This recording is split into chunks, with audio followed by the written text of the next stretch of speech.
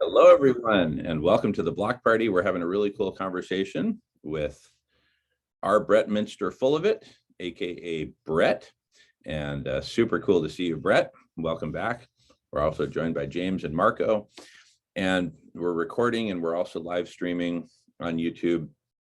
The conversation that we're having is a conversation about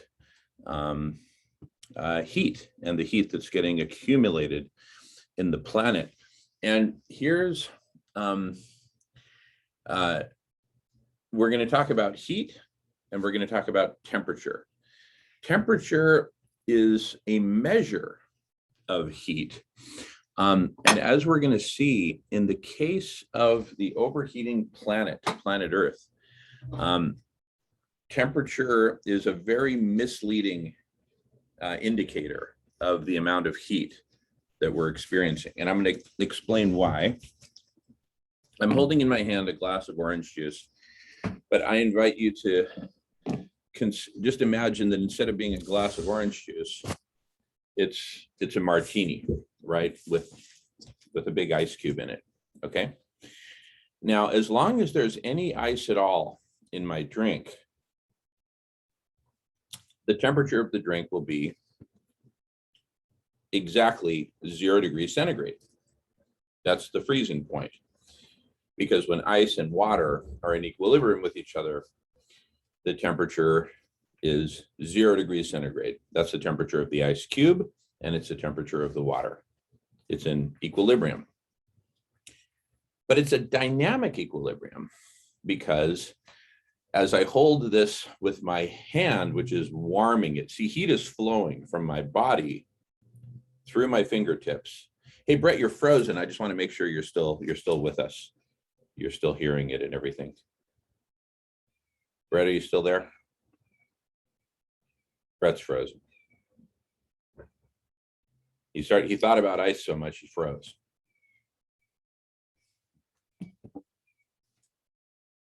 All right, let's wait till we hear back from Bret because I'm making this explanation to Bret after all. Okay, he dropped out. Hopefully he'll reconnect. Here we go. Hey, Bret, welcome back. You're on mute. What was the last thing you heard earlier, Bret?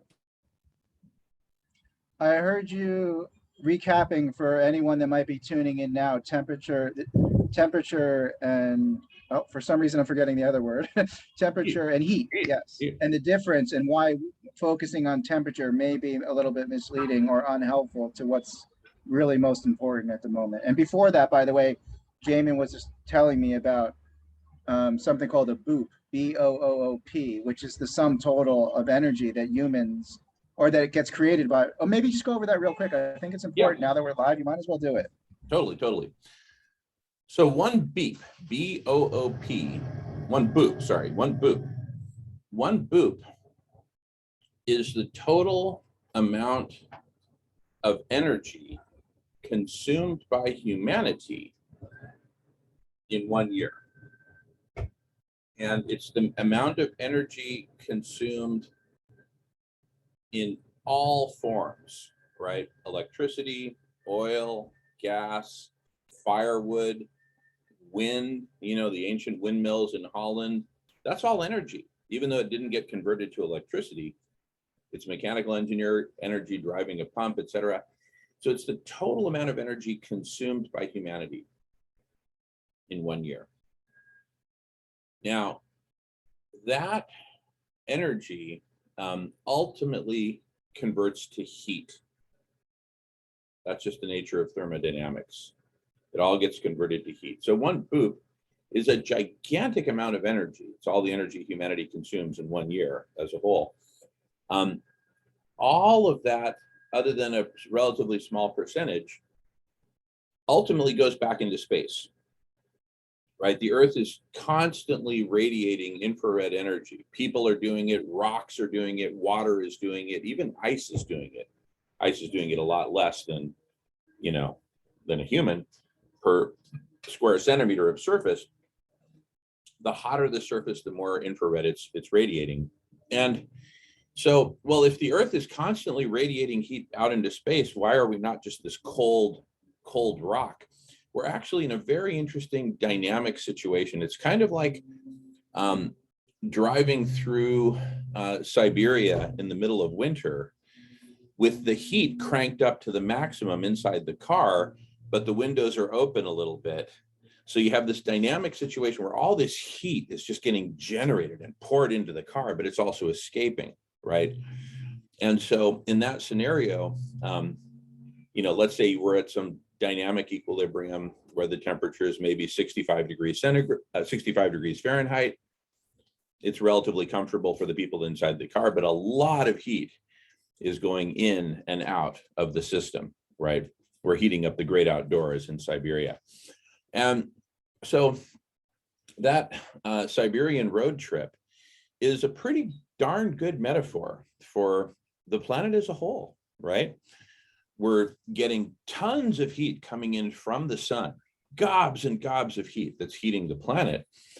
And the vast majority of that is escaping out into space, mostly through infrared radiation, right?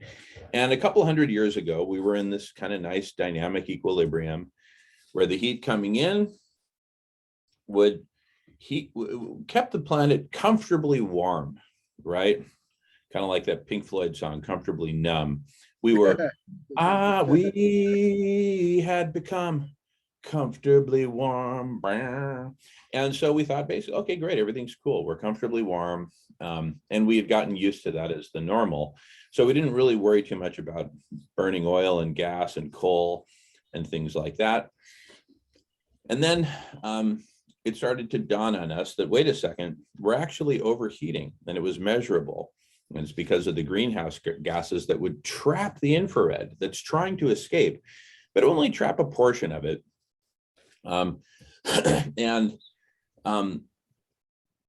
It would, then reflect that infrared back to the planet, which would absorb it, and then try to re-emit it. So it would try to take another bite at the apple. So it's right. Kind of like this dynamic bouncing back and forth. Again, the Siberian road trip is a great example because it's, Hey, Jamin. Yeah. Jamin, let me ask you a quick question.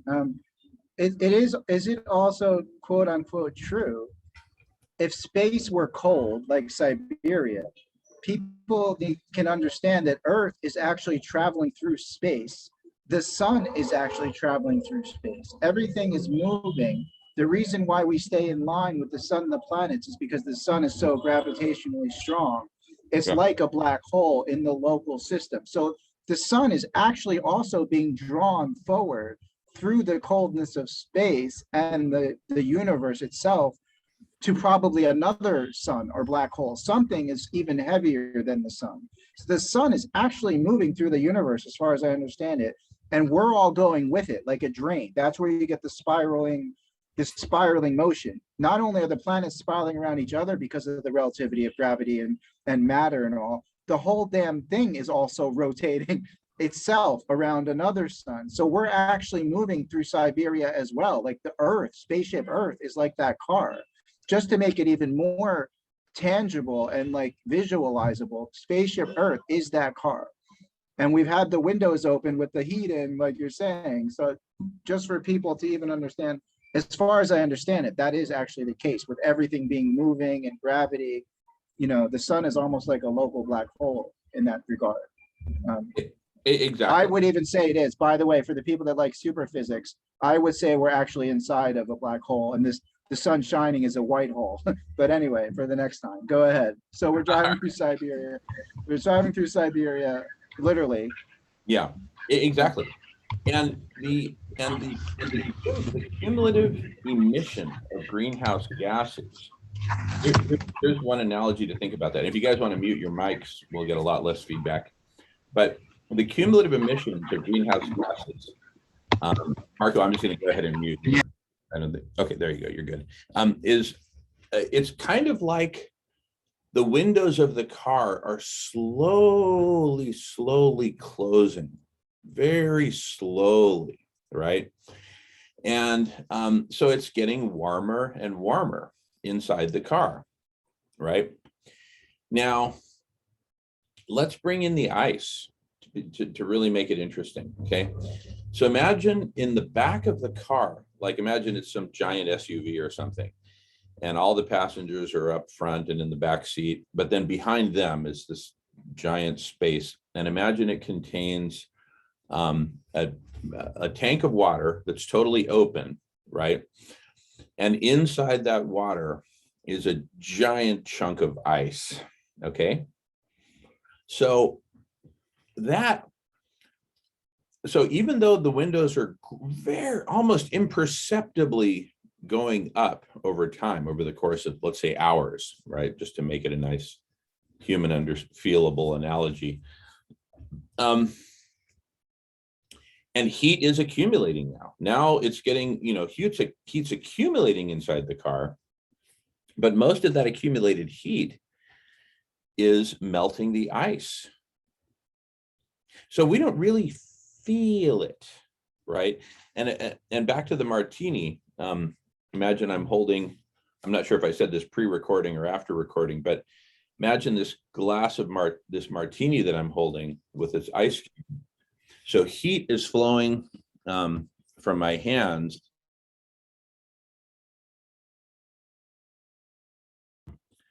Hey, Michael, welcome.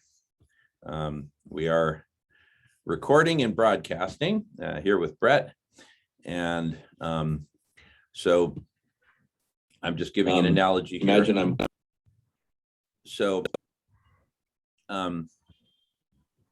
someone else is popping in. Who we got here? Oh, Michael's coming in again. All right.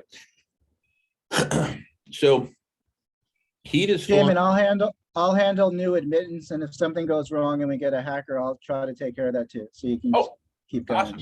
Thank you, Bret. Appreciate it. All right. Welcome back, Michael. So heat is flowing from my arm through the surface of the glass into the fluid, and it's melting the ice, right? But while that's happening, all the time that's happening, as long as there's any ice left in the glass, there's a dynamic equilibrium inside that liquid ice system, which keeps that whole system at exactly 0 degrees centigrade, right?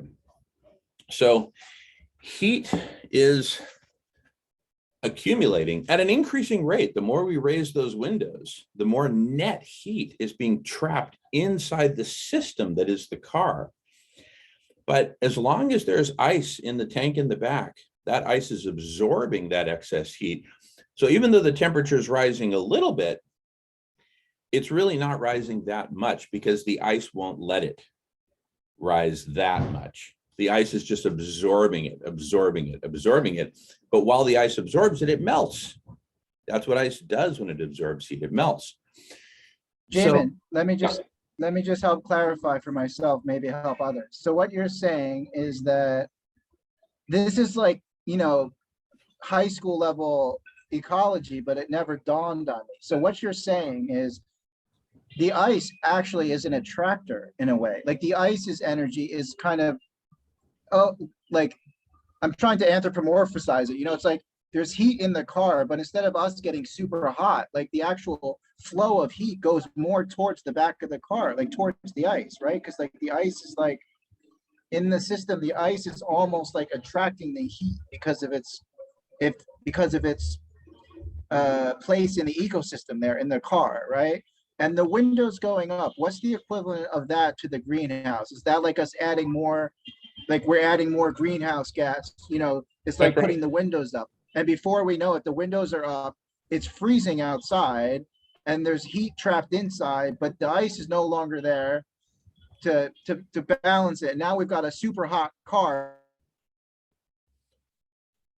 Roll them down, and if we did roll them down and got out, we'd be in Siberia anyway, which would not be very nice as far as being cold and all that. I mean, yeah, right? Yeah. Wait, Michael just said, can't hear it going. So going to YouTube can hear that okay. Okay. All right, that's fair. So Michael's listening on YouTube. But that's exactly right what you said, Brent. It is exactly perfectly correct. And if we did roll the that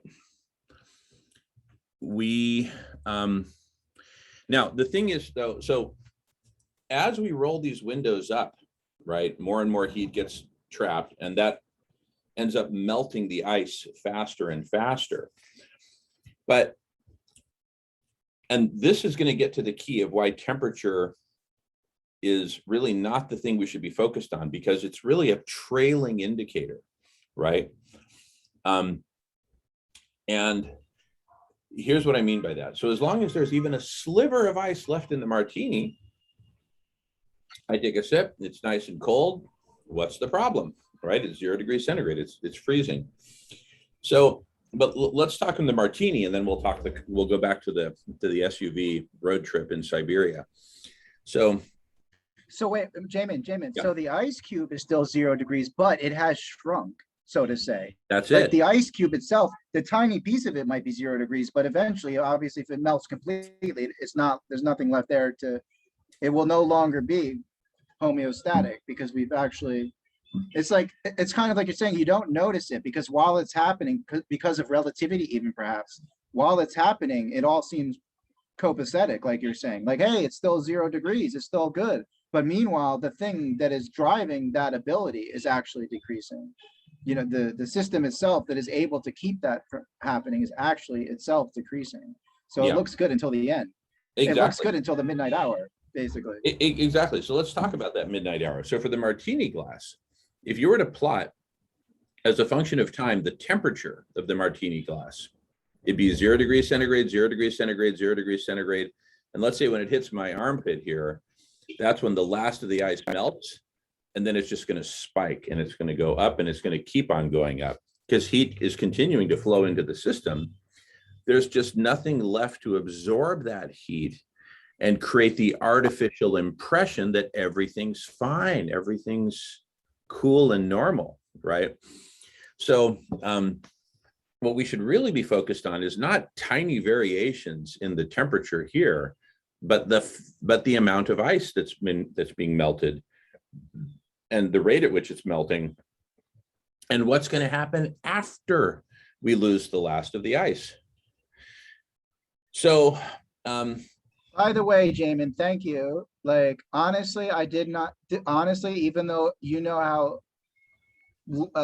finitely intelligent I am and how much I read and think about, I honestly did not understand global warming or climate change or whatever the fuck the right word is the way until you just described this whole thing. So I would recommend taking this out and having someone edit out like literally your whole story and metaphor. It's like, I mean, I'm shocked at myself, but whatever. At some point you have to learn. So sorry, go ahead. Exactly. And and the thing is, you're one of the people on this planet who's both most intelligent and most dialed in overall.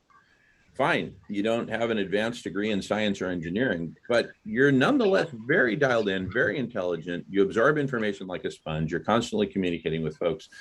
So what we're looking at here is not a failure of Bret, okay? Marco, I just muted you. Okay. What we're seeing here is not a failure of Bret. What we're seeing here is a failure of humanity as a whole, of basically following the government. And what's the government doing? Following the money. And what does the money want us to do? It wants trying to go to Mars or build bases on New Zealand, so the people that have the most money can try to somehow, again, in their silliness, avoid this collapse. They don't think they can avoid it, so they try to go to Mars or build underground things in New Zealand. But like you're saying, yeah, exactly. Yeah, those folks, I refer to them as heroin addicts with a bunker. They're addicted to the heroin that's causing them to do all this sinister stuff, including spend billions of dollars on misinformation campaigns to make us think it's climate change, like everything's always changing and it's cyclical and this and that, rather than calling it what it is, what we used to call it back in the 80s, which was global warming. The planet is overheating. See, because global warming puts the focus on the heat, which is where it needs to be. Climate change is just this. And people, by the way, Jamin, in our studies of human behavior for the social architecture, we're always talking about a co-creation platform and social architecture. because we started looking at Chinese medicine, which is very metaphorically appropriate to what you're talking about, one of the main, as you might imagine, mirror or reflected states of human entropy, because you're talking about entropy on some level with thermodynamics. Human entropy is basically, in our opinion, highlighted by overheating in the human body. Humans work so hard. Competition thing, like be your own entrepreneur, that from a Chinese medicine perspective, also, there's almost a collective overheating on the body level, which obviously is no coincidence. Yeah. Yeah, Marco, good stuff, Bret. Marco, yeah. Yeah, I don't seem to have on this Chromebook. There's no way to raise your hand electronically. The only difference between the martini glass, no, I'll save it for Bret. The only difference between the martini glass ice and the ice on the planet is we're also losing the reflectivity. Yeah, exactly. And we haven't even talked about that yet. But anyway, so Bret, give me a thumbs up if you can hear me okay. You're on mute, and that's okay, Bret. Okay, good. We're back to it. Okay. So we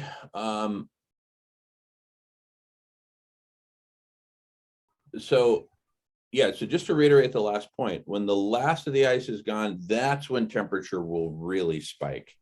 Prior to that, it's being extremely muffled, right? And then it's, so to focus on temperature is kind of like, let's say that I'm in some hospital or something, and all people are focused on is my pulse. Does Jamin have a pulse? Yes, he's got a pulse. Okay, if he's got a pulse, everything's fine. I might be bleeding to death, right, slowly over the course of hours, but hey, as long as my heart's beating, I've got a pulse. Hey, he's got a pulse, everything's fine. Go attend to other patients. And then suddenly when I flatline and there's no more pulse, then everyone gets excited and comes in and says, okay, gee, something must be wrong here. Homeboy doesn't have a pulse, right? I might be brain dead for the past 5 minutes because of no pulse, but that's literally the situation we're cruising towards. We're just like, all right, does the planet have a pulse? What's the temperature? Well, we've only risen by 1 degree C. What the hell's the problem? 1 degree C, right? I can't even tell if I mess with the air conditioner, whether it's plus or minus 1 degree C. So it's, so we're looking at this trailing indicator. By the time temperature really starts to spike, which could happen as soon as this next summer, because that's when it's summer of 2022 is when it's predicted we'll have an ice-free Arctic. An ice-free Arctic for the first time in human experience, an ice-free Arctic. Let me tell you why that's doubly bad. One of them is for the martini effect that I talked about, where temperature then spikes. In fact, there's a video. See, a lot of this stuff is already recorded from the last press conference. There's a segment towards the end called Guy McPherson's Martini Glass, where I talk about exactly this, right? And then other segments are, it's all about the boops. Another one is, it's the heat, stupid, right? Kind of like Bill Clinton campaign, it's the economy, stupid. But back to it. Why is it doubly bad? One is the martini effect, but the other is that the ice in the Arctic is a giant mirror, as you know, that's reflecting sunlight back into space rather than let that sunlight get absorbed by dark blue ocean seawater. So as the reflectivity disappears, that has a very similar effect to greenhouse gas accumulation, right? And so it's kind of like when the last of the Arctic ice melts and disappears, we lose that mirror. That's like the windows just jolting up like a full inch just instantly, right? Because that has instantaneous effect on the heat load on the planet. Incidentally, the melting of the Arctic ice has gone relatively unnoticed by humanity because we mainly look at the surface area of the thing. And yeah, the surface area is shrinking, But the warm ocean water underneath the ice is eating away at its thickness. So it's actually very thin right now. In terms of volume, which is what we should be measuring in terms of the ice, we're down to about 20% of the volume of ice that we had 100 years ago. We've lost. It's like a crazy Titanic metaphor, dude. It's like Spaceship Earth is actually the Titanic, and we're not going to hit an iceberg. We're going to do the reverse because there's no fucking iceberg left. It just looks like an iceberg. Like you're saying, on the surface, on the facade, it looks like there's plenty of ice. But what you're saying is most people, even like me, didn't understand it's been eating away from the bottom. So it looks like it's all the Arctic and it's on top, but it's really like icing on the cake. Like it's nothing. The problem is looking more deeply, as usual, metaphorically speaking. We're not looking beyond the surface. And now our mirror, and by the way, in case you can integrate it in, is it also possible to make more ice to help solve the problem? We'll talk about that. Aside from also okay, cool. Yeah, we'll definitely talk about that. So the bottom line is that the situation is extremely dire. Okay, so now that we've covered the basics of what's going on, let's talk boops. So one boop being the amount of energy humanity consumes in 1 year. Ultimately, 100% of that goes to heat, and the vast majority of that radiates back out into space. So we end up net accumulating, containing and absorbing, which means the ice and oceans mainly are doing the absorbing. We absorb only about 2% of that heat of that one boop. Now, the energy coming from the sun that hits the Earth atmosphere system is approximately 9,000 boops per year. 9,000, right? And it's those 9,000 boops that keep us warm. If it weren't for the sun, we'd just be a ultra frozen block of ice just hurtling through cold space. But the same 2% applies not only to the energy generated by humans, but to the energy coming in from the sun, because basically we just have this net entrapping. The planet has become an absorber of heat. So what is 2% of 9,000 boops? It's approximately 180 boops. 180 boops, right? There's a massive amount of heat that we're net absorbing, right? It's like having 180 humanity-sized flamethrowers, planet-sized flamethrowers, blasting simultaneously on the oceans and on the ice. And the ice, even at 20% of what it was 100 years ago, it's still a massive chunk of ice, and it's just absorbing and absorbing and absorbing all this heat until it's gone, right? It's actually unbelievable at the moment. The statistics for the amount of heat that the oceans are absorbing at the moment has gone from 3 to 5 nuclear bombs going off a second into the ocean. That's according to Professor Peter Carter. The Earth is absorbing the equivalent of 3 nuclear bombs going off per second from the sun, like. And it's gone from 3 to 5 in what span of time, James, roughly? In about 2 to 3 years, because he was only talking about, he said he was gone to the last COP convention, and it was when he went to the last one, he spoke to a person that he had only spoke with 2 years prior to that, and at that time it was 3 years, or it was 3 nuclear bombs per second, and he said, I was shocked to hear that it was gone up to 3, and the man said, no, try 5 now, he said. It's gone up to 5 already in the last couple of years. But basically what I'm saying see, we have a lot of scenarios going on here, and I'd say for the average listener, it might be very hard to understand. So I would say keep the scenarios to a minimum, stick with the boops, explain that one, and then explain the scenario. Because once people understand what a boop is, how many of them are holding back, and because of our one artificial boop, which has the side effect of greenhouse gases and contains the other, helps to contain heat. That's what's trapping 137 boops at the moment and rising. And that's what's causing the ice to melt. in the glass. And once the ice is gone, the water's temperature spikes and the reflectivity is gone because the reflectivity is gone. So, you know, it's just, you know, high temperature straight up peaking.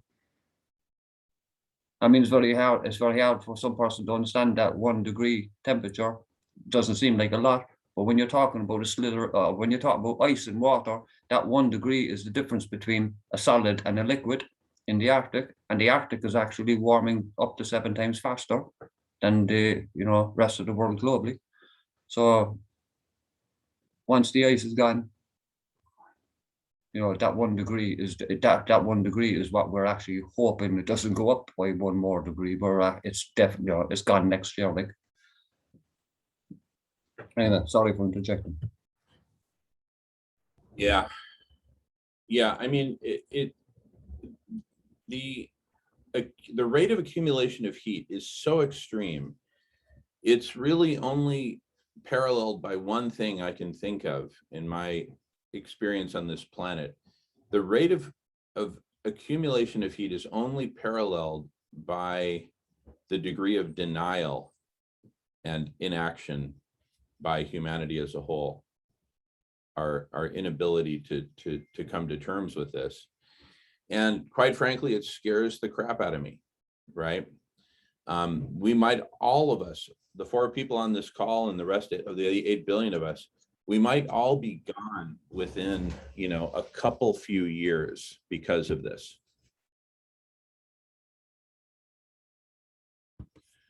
The host keeps muting me, by the way. Yeah, sorry, I was admitting Michael and then it shifted down, and these buttons don't work well in this thing. Sorry. No worries. It's all good. Thanks, Marco. And welcome back, Michael. So the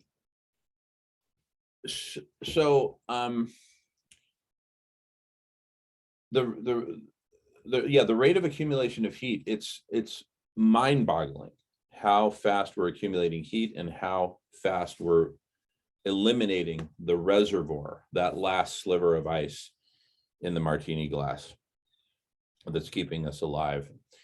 And so I really see this, and Bret, give me a thumbs up if you can still hear, because you're frozen.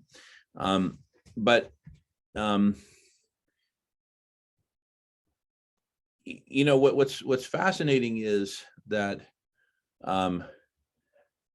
even though this is well known to NASA and atmospheric scientists and oceanographers, et cetera, all this is very well known, right? Hey, Bret, now you're not frozen anymore. So I assume you didn't miss a beat. Thank you. So all this is so well known, but it's kind of like the captain of the Titanic is hesitant to sound the alarm. And I think the reason that the captain is so hesitant to sound the alarm is that the captain herself does not know about you know, real solutions. Hey there. Hey. The captain herself doesn't know about the real solutions. All they know is about decarbonization, right? Oh, I think you're probably looking for my cousin Tom. He's in the back there. Are you Cleveland Heights residents? No, but Tom is. I'm in a meeting right now. But if you look in the back there, yeah. Thank you. Sure. So I'm sorry. I'm circulating a petition. The conversation that's going place here. And so oh, this guy overheard the conversation because I'm in the sort of the sunroom here, towards the front of the house. So his petitioner came back, but now he's talking to my cousins. Anyway, but You were saying the captain herself isn't necessarily aware of the solutions. Mind you, it's mostly because the solution is about cooperating and sharing resources at the expense of one's perceived own treasure chest. So obviously, the world's great thinkers and believers and lovers with the world's greatest resource holders could easily, in literally weeks, start turning the ship around. Literally, we've already seen that through COVID, like, you know, different species coming back to the oceans, the earth is very resilient that way. So the real solution, I'm sure you're getting to on some level, isn't the technology, it's the technology of co-creation, or the technology of cooperation, or the technology of togetherness, or whatever that might be. And that's why it's so hard for humanity, because at the same time, we have to realize we need to learn to be better scientists. Most fundamentally, like they always said, we have to learn what we learned in kindergarten, which is how to treat each other nice and share. Exactly. Now, in this case, most of the leadership, most of the billionaires, most of the political leaders, etc., are all under a collective delusion that if we reduce greenhouse gas emissions, then the planet will cool down. That is completely false. It's actually doubly false for the following reason, right? So let's say that, so here's the analogy going back to the SUV in Siberia. So let's say the windows are 2 inches from the top, right? Dangerously close to the top. We're overheating like crazy, and the ice is melting like crazy, right? And the rate at which the ice is melting is a function of how wide the windows are open, right? Obviously, if they were wide open, back to normal, the ice wouldn't be melting at all, right? So what's going on here, and even if the windows were to stop rising and they were to just be stuck in place at 2 inches from the top, the ice would continue to melt at the phenomenal rate. You know, the windows changing and, you know, the windows getting closed gradually over time is almost a secondary effect at this point, right? The primary thing is that the windows are very closed, only open a little bit, and the ice is melting at a horrific rate. But, and Bret, give me a thumbs up if you can still hear. Maybe you just turned off your video and that's fine. But the mass delusion that's going around is that if we reduce the rate at which the windows are closing, the car is suddenly going to cool, right? And let's take it to an extreme of net zero carbon emissions. Net zero carbon emissions simply means that the windows are no longer closing any more than they already have. Okay, Bret just popped out, but he'll be back, I'm sure.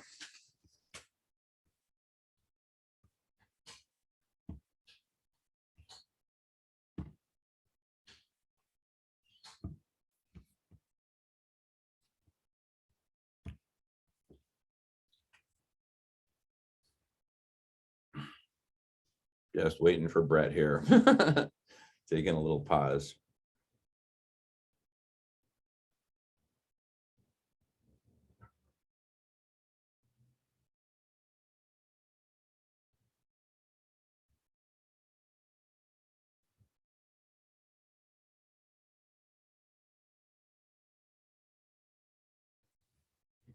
You know, so this whole net zero delusion. Okay, Bret's back. Hey, Bret, welcome back. Yeah. So anyway, the vast majority of humanity is under this delusion that if we achieve net zero carbon emissions, that suddenly things are going to get better. That all that means, net zero carbon emissions, it simply means that the windows no longer move. They're stuck in place at 2 inches from the top. So the rate of overheating is now constant. You still have 180 flamethrowers blasting away. Oh, but there's good news. What's the good news? Here's the good news, Bret. We're no longer adding any more flamethrowers. As if that's some sort of a victory, for crying out loud. That's how deluded we've become as a planet. And it's thanks to the billions of dollars spent mainly by the oil companies over the past few decades, creating all this confusion. The confusion that it's not well understood, that the scientists are in disagreement, that it's really not global warming, it's climate change, and it's cyclical, and this and that, and all this bullshit, right?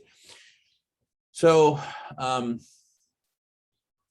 anyway, so I'm ready to shift gears and start talking solutions to all this at multiple levels, not just the technical solution of SRM or marine cloud brightening specifically, but more broadly, including political solutions, cultural solutions, economic solutions, et cetera, right? Are we ready to shift gears? Okay.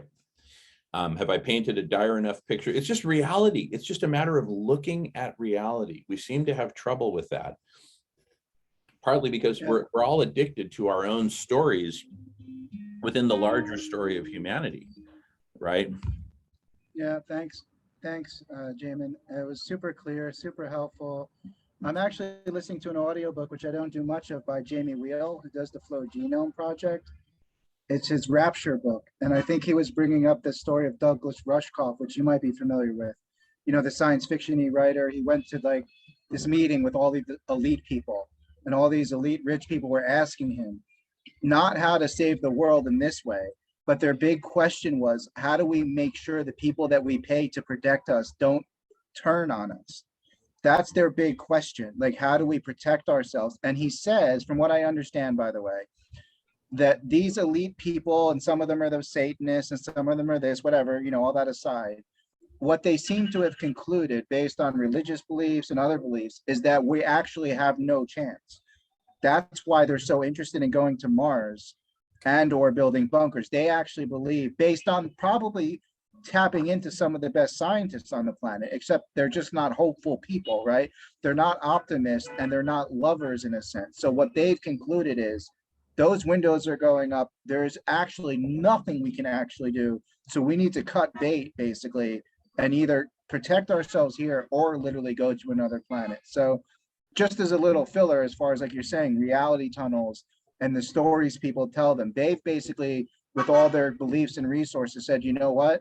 Humanity is a bunch of idiots, you know, because they're smarter than everyone else, because they've won game A, which for them defines success and intelligence rather than helping people and feeding everybody, you know, having a bigger house and being able to go to Mars when the shit hits the fan. That's the definition of success. So I love how it all ties together, really, because what we're talking about here is, again, a whole system, what people believe, what they think, how they act, let alone the reality, like you're saying, of just looking something in the face. That's where you get that existential thing, right? Like when you're facing your own death, most people don't go, you know, happily into the good night.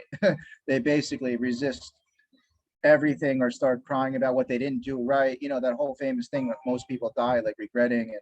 So just fascinating how the psychology also is, you know, part of this. And the evolution of humanity is going great if we could just do this one thing now and turn that last story around and show the world that we can work together and show people that that actually has more benefit than every man for themselves, because everyone's been quite deluded by taking the dark a tool for them to basically justify and explain their behaviors. Well, it's all every man for themselves. We all have to adapt. You know, this is capitalism. It's a free market. All of these sound bites now have come home to roost. Basically, instead of apologizing and saying we can do better, we're happy to sponsor the building of SRM and Togetherland and feeding people. They don't want to do that yet. They still want to grasp on to that dying I was wrong. Like, which is not a moral thing. All of us are happy to sort of, I don't know if it's our role, but just speaking euphemistically, we're all happy to forgive our brothers and sisters if at the last minute they can kind of come to the senses and get together with all of us and create a full heaven as earth. So I mean, hopefully, I hope that that's what happens. So, but anyway, sorry, I'm fascinated obviously by the spiritual and the psychological dimensions of all this, which is where you were headed for me, because of the story. Again, going back to media and story, it's like, how do we finally inculcate or bring this new quote unquote story in such a way that even the most hardened cynic or the most hardened billionaire is like, wait a second. Oh, even if I go to Mars, I'm going to have to pay people to protect my home. And then I have to pay them to protect the people that protect me. And like, But that was their big question that they asked this genius futurist and technologist, not how do we put solar radiation management on the planet. It was how do we ensure that the people protecting us don't turn on us. That's what he says, by the way. I mean, this guy, he went into the den of all of this, and that's what they asked him. Of all things, that's what they asked him. How do we protect the people that protect us so they don't take over our compound? I think it was Jim Bendel that told that story, actually, as far as I can remember from a video I watched. It was Jim Bendel, the guy that published the deep adaptation papers. And, Yes. you know, for the people, how do we, because he published deep adaptation papers, which are basically about how are we going to adapt to what's coming? Because face it or believe it or not, it's coming. And we either adapt to it or we're fucked, is basically what he was saying. And there's a millionaires that invited him to this meeting. And those were the questions that he posed. There's a video on YouTube about it where he's talking to, I think it's, he was talking to, it was a Face and Future documentary, scientist warning documentary at the time, I think. But yeah. But you see, the thing about the millionaires, the 1% and everything, and all those plans to go to Mars, all those plans obviously have been in the planning for a long time now, a number of years, well over a decade, and it's only in the recent, like only in 2015, that the intergovernmental panel looked at the different types of geoengineering and SRM projects to view them and see whether they'd be any good. And to be honest with you, they're biased and they're working for the government. It does start with intergovernmental panel, like so. They view them to be unpredictable, so therefore not worth taking a chance on, regardless of the fact that the alternatives were all screwed. You know what I mean? So I don't understand why no stone should be left unturned when it comes to exploring what options and solutions we have and how to try them out and how to fund them and everything else. But the point is that our governments are telling us that zero carbon is the way to go because the 1% and the oil companies are telling them to do that because they, as you said, Bret, they think we're screwed, so they're either going to retreat to the bunkers or Mars or whatever their plans are, right? And in the meantime, they're going to profit out of what they can in order to fund that. That means keeping the workforce working and get rid of the unwanted or whatever. That doesn't matter. It could be all sorts of conspiracy theories come into it, but at the end of the day, we have to speak truth here. And the truth is, the planet is overheating exponentially, and in the next year, possibly to 3 years, we'll have an Arctic free ice, and possibly within a couple of years after that, you could be, looking at a future or looking at no future for yourself, your children, or your grandchildren. It's as simple as that, or all life on Earth. Because if we go, the shepherds of the planet, then the 450 nuclear power plants we've been controlling, they go into meltdown, and it only takes 13 of them to ionize the Earth's atmosphere. Well, 450 will do a lot better than 13. So, the clock is ticking, people, and our governments are working for they're working for the 1%. We have to actually do this and fund this research as fast as possible and get this solar radiation management plan up and running, because that buys us the time for the decarbonization and for changing society and for changing the economy. Well put, James. It's Michael. Hello. Thank you, Michael.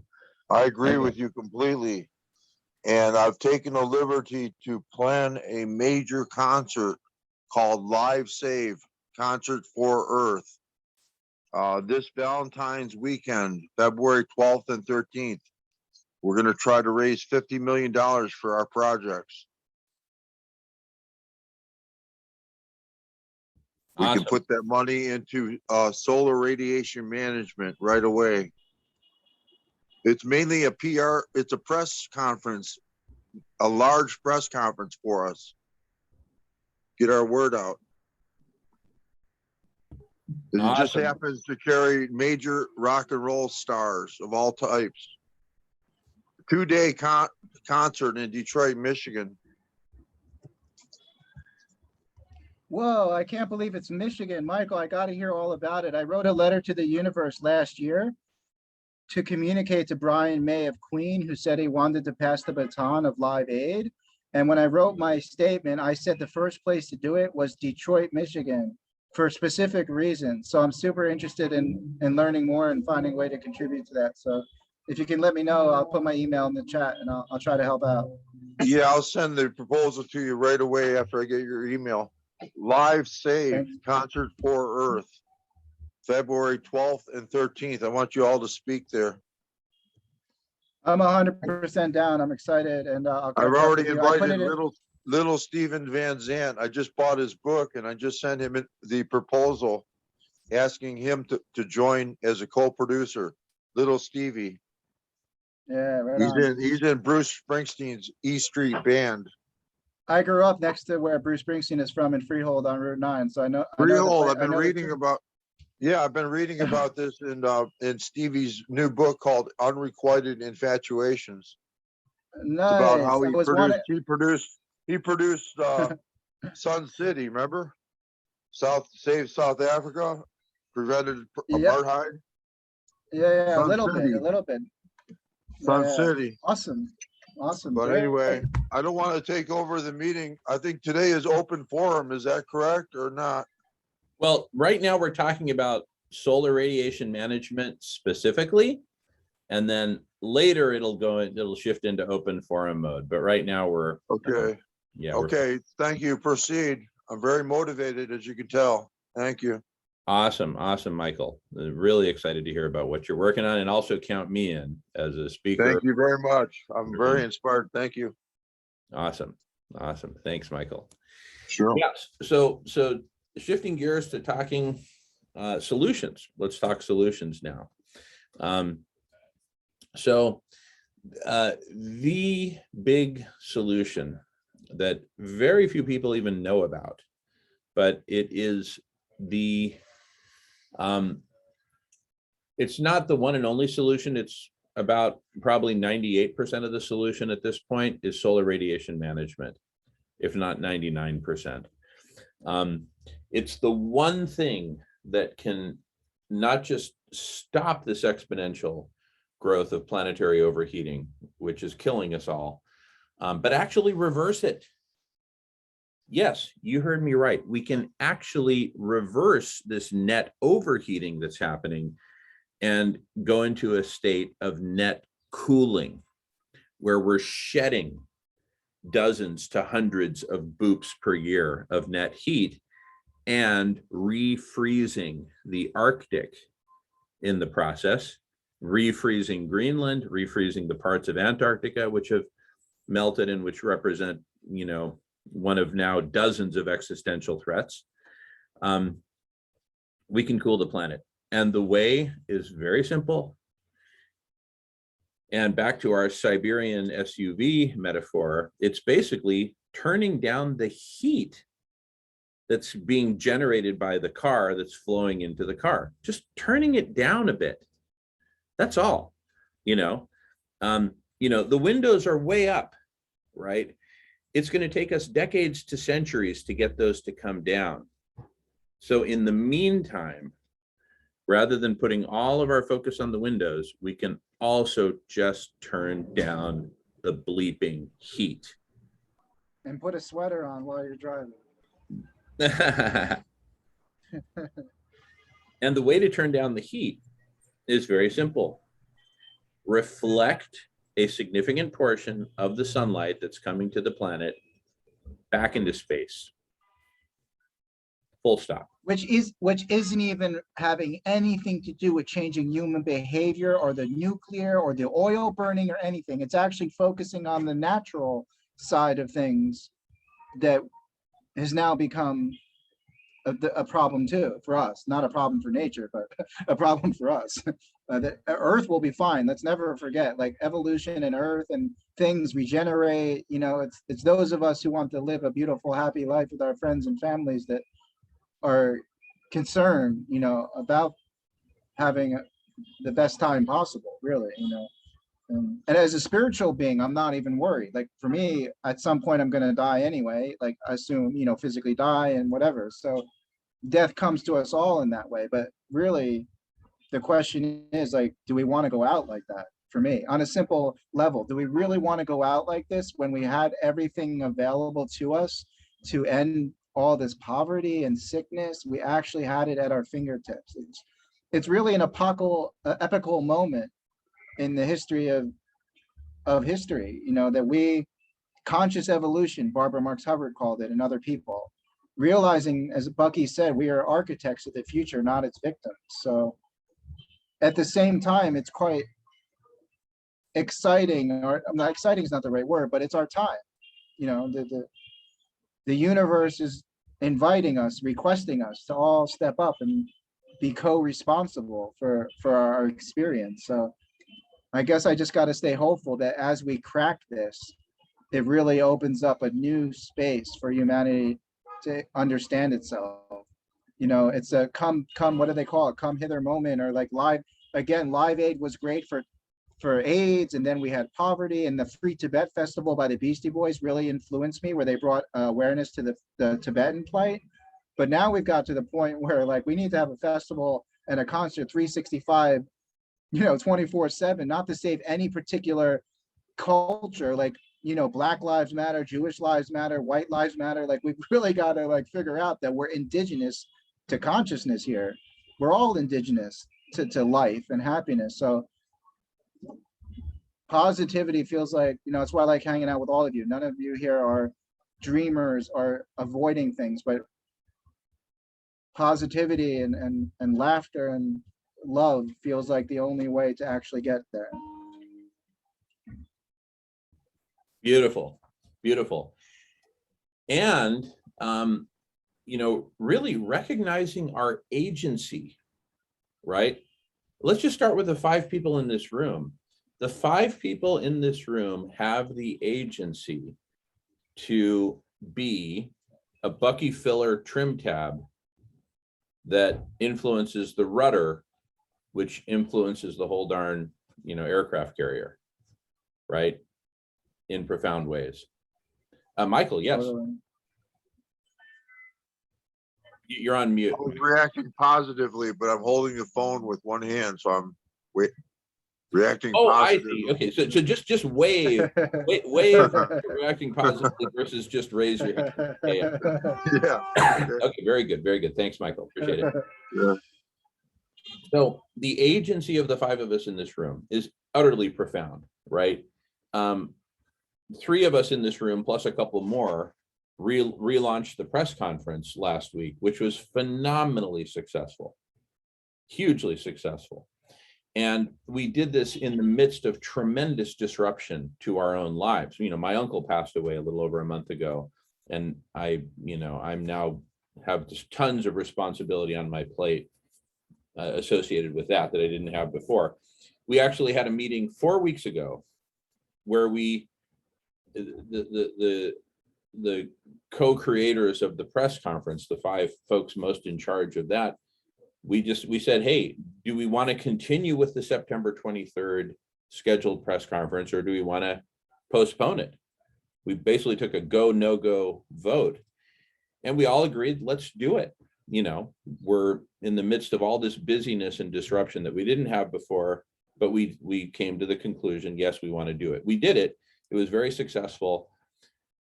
And I point to that as because I believe that's one of the vehicles that can really get humanity together.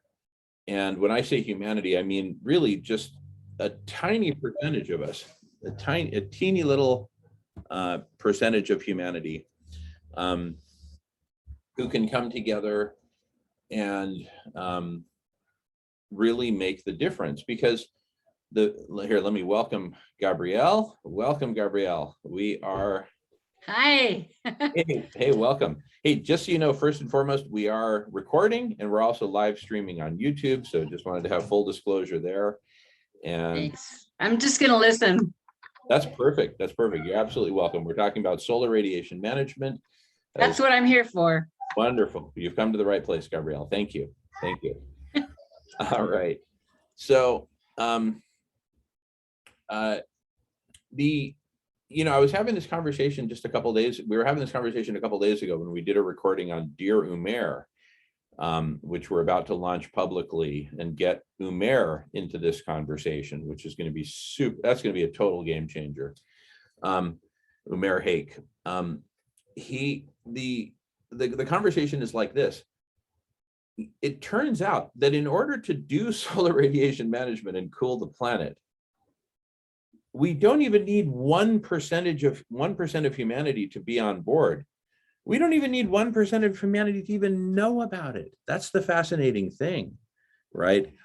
All the focus that's been on carbon reduction and all that, that's going to affect everybody, right? And that's a good thing. And I get it. That's great. But it's too little too late to save the planet from imminent death. The only thing that can do that is solar radiation management. And to do solar radiation management at planetary scale, to actually cool the planet, we need on the order of 1,000 of the vessels that Professor Stephen Salter has been, imagining and designing, that he talked about during the last press conference on marine cloud brightening. Check that out. So September 23rd, it's in part 1 of 3, relatively early on, is marine cloud brightening. Marine cloud brightening can be fully funded up to these 1,000 vessels that we need for on the order of $10 billion, including operating expense and everything, right? One mega billionaire could write one check for $10 billion and the whole thing would be funded and the whole thing would get implemented and we'd cool the planet, right? And that's something that literally, in an extreme, probably a few thousand people working on this with the appropriate funding could get this done. A few thousand of us could get it done. Michael's got his hand up. Go for it, Michael. What was the amount again, please? I missed that. $10 billion. 10 billion, we can do that. It's totally doable. I want to start with 50 million seed money from a major concert. We can do that. Well, that sounds great, Michael. That sounds great. Okay, thank you. I'm over. Thank you. Awesome. Thank you, Michael. So let's get down to brass tacks. What I'd like to see happen with the benefit of Umair Haque and his audience getting into the game, which I think is inevitable at this point, given the agency of all of us and what we're taking on together. What I'd like to see are two things. Number one, Dear Umair really take off exponentially as a platform. The basic idea there is very simple. Umair Haque writes an article, which he does six times a week, 6 days a week out of 7. He publishes articles, and they're usually freaking spot on. And then what we do is we read one of his articles, whichever one we like the most from the previous few days. We read it top to bottom, and then we have a conversation about it. Everyone who's in the room. And neither Umair nor his audience know about Dear Umair yet. We haven't published it yet. That's my big project for the next week or so while I'm here in Ohio. And but when they hear about it, they're going to come, whether trickling in or gushing in, it doesn't matter. They will come, and Dear Umair is just going to really take off as a platform, as a venue, as an ongoing resource for humanity. And then the other big thing is the press conference. And my goal is that, my short-term goal is that we get the press conference going on a monthly basis. So one Thursday out of the month, we all meet at the press conference, and we all, and then everyone who has an update to provide about,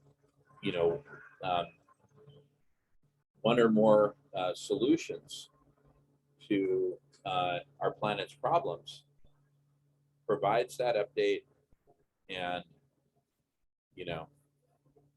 and we're off to the and then we have Q&A and discussion and all that. I mean, we had 40 presentations at this last press conference. At the very first press conference in November last year, we had over 70, Bret amongst them. as we get into a monthly rhythm, we're probably going to have, as we'll have more and more presenters, we'll probably have to shrink it down from 5 minutes to 4 minutes to 3 minutes kind of thing, so that everyone can, have a chance to present, and share what they're working on.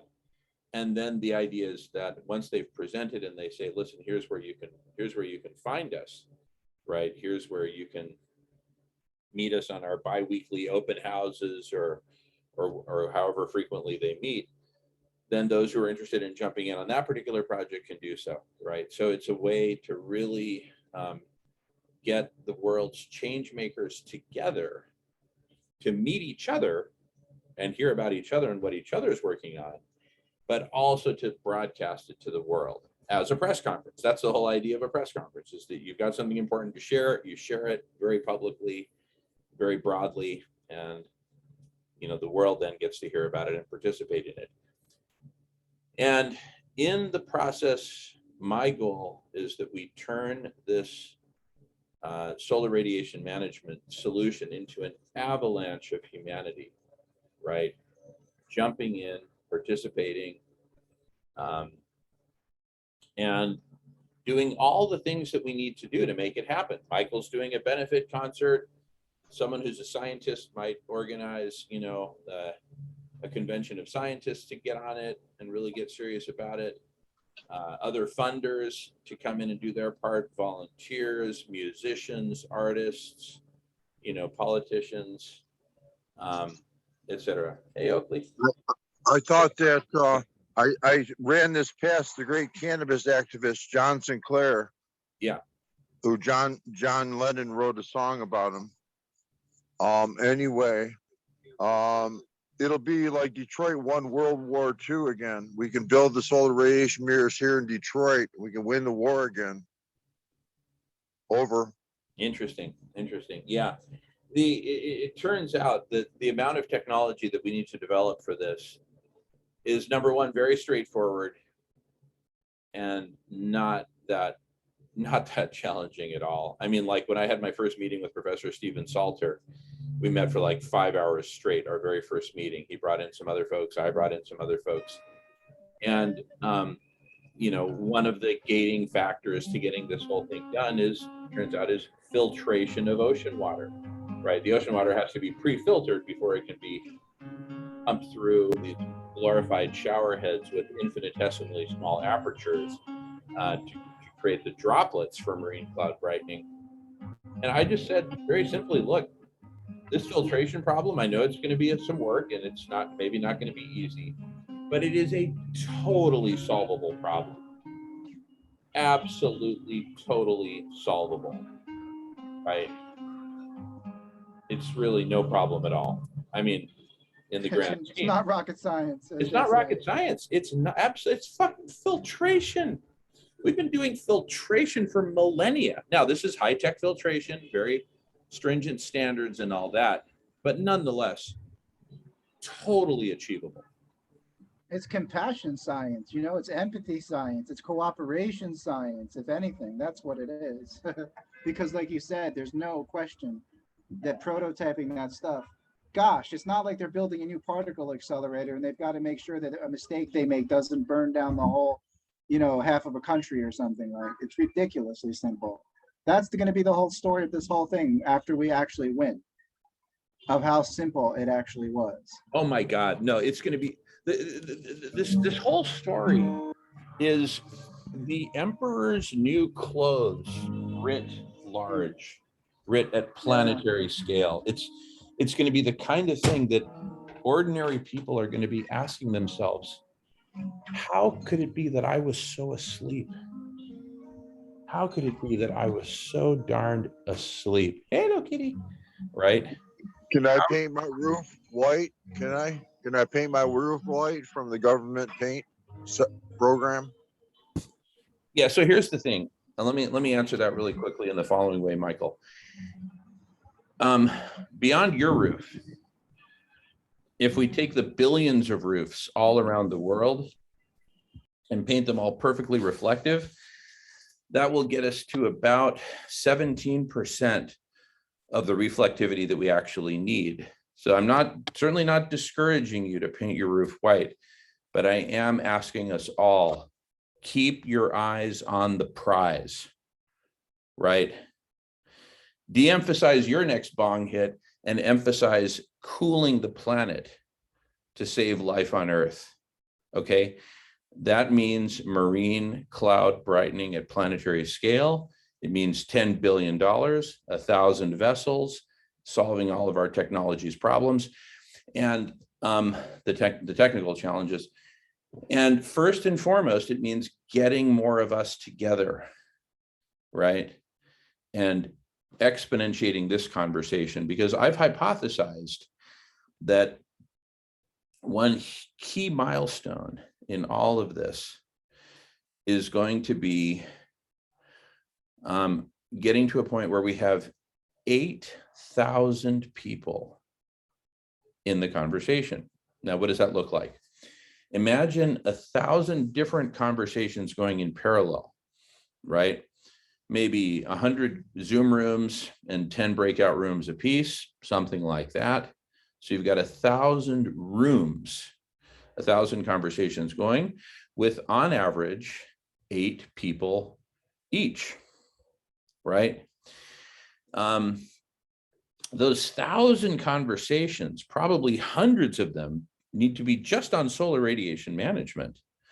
The technology, the politics, the culture, the funding, turning this into a mass movement, all the different facets. Some of the rooms will just be on the basic science and the basic math and the basic thermodynamics, kind of like a high school or college class, to bring people up to speed. An hour ago, we were focused on the basics. What are the basics of what's going on here, right? How do we measure it? How do we explain it? What does it boil down to, right? So, we need to have those meetings, but we also need to have the advanced level meetings of the people who already get it. And now, okay, how do we get this implemented, right? So, yeah, go ahead. Yeah, just for the average person out there listening and one trying to figure out what is this solar marine cloud brightening all about, and what do we have to build or pay $10 billion for? Basically, a fleet of ships, autonomously wind-driven ships, wind-powered. There's no energy being used, no diesel, no fuel, no anything, and they're just basically pumping through filters seawater. It's a natural process that takes place on the earth anyway. It's just natural physics. It's a natural process. It's called air convection and moisture. The convection brings it up into the different parts of the atmosphere. But the only thing is that most people don't realize, in order to have a raindrop, you have to have a nucleus, which is some kind of a dirt particle, or preferably salt particle from the ocean, which is naturally produced. And it's the salt particles in the salt water that are bright white, and they create the bright white clouds, which we need for the reflectivity. It can be switched on or off at the drop of a hat. Therefore, it can't be something that we implement and have no control over for a number of years, such as spraying stuff into the sky, which is like chemicals, which is not a bad plan if we were resorted to it at the end of the day. But the point is, it's uncontrollable once it's gone up there. With marine cloud brightening, it's as easy as switching on the light switch and switching it back off. The effects will be reduced within a matter of days. And also the beauty of it is that the tests and model tests have also shown already that placing it at strategic places in the planet can help us to actually make sure we know where, if we need rain in the Sahara, it'll go there. And if you need rain in Australia for the fires, it'll go there. And if you want to reduce rain, whereas flooding, you can reduce the rain by using the wind patterns to judge where to put the ships to spray the clouds. So it's very basic science and physics, really. For the average person, I know it could sound very complicated or whatever else, but to be honest with you, if you get involved in these conversations, and as Jamin is saying, we can have rooms where we can be explained gradually up and get everybody up to speed. It's a simple process, but it's been kept by, it's been kept from us by the powers that be for their own agenda, whatever, zero carbon, which is the wrong way to go on its own. But whatever the reason, this needs to be done in order to buy ourselves time to be able to draw down carbon and to be able to change what we need to change in order to survive. And Jesse agrees. Yeah, but sorry. Thank you, Jesse. Thank you, James. Thank you, Jesse James. Yeah, absolutely. Couldn't agree more.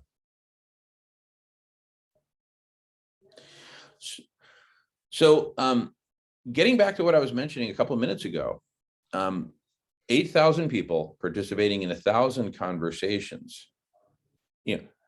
Never mind how we get there for a moment. Just imagine we're there.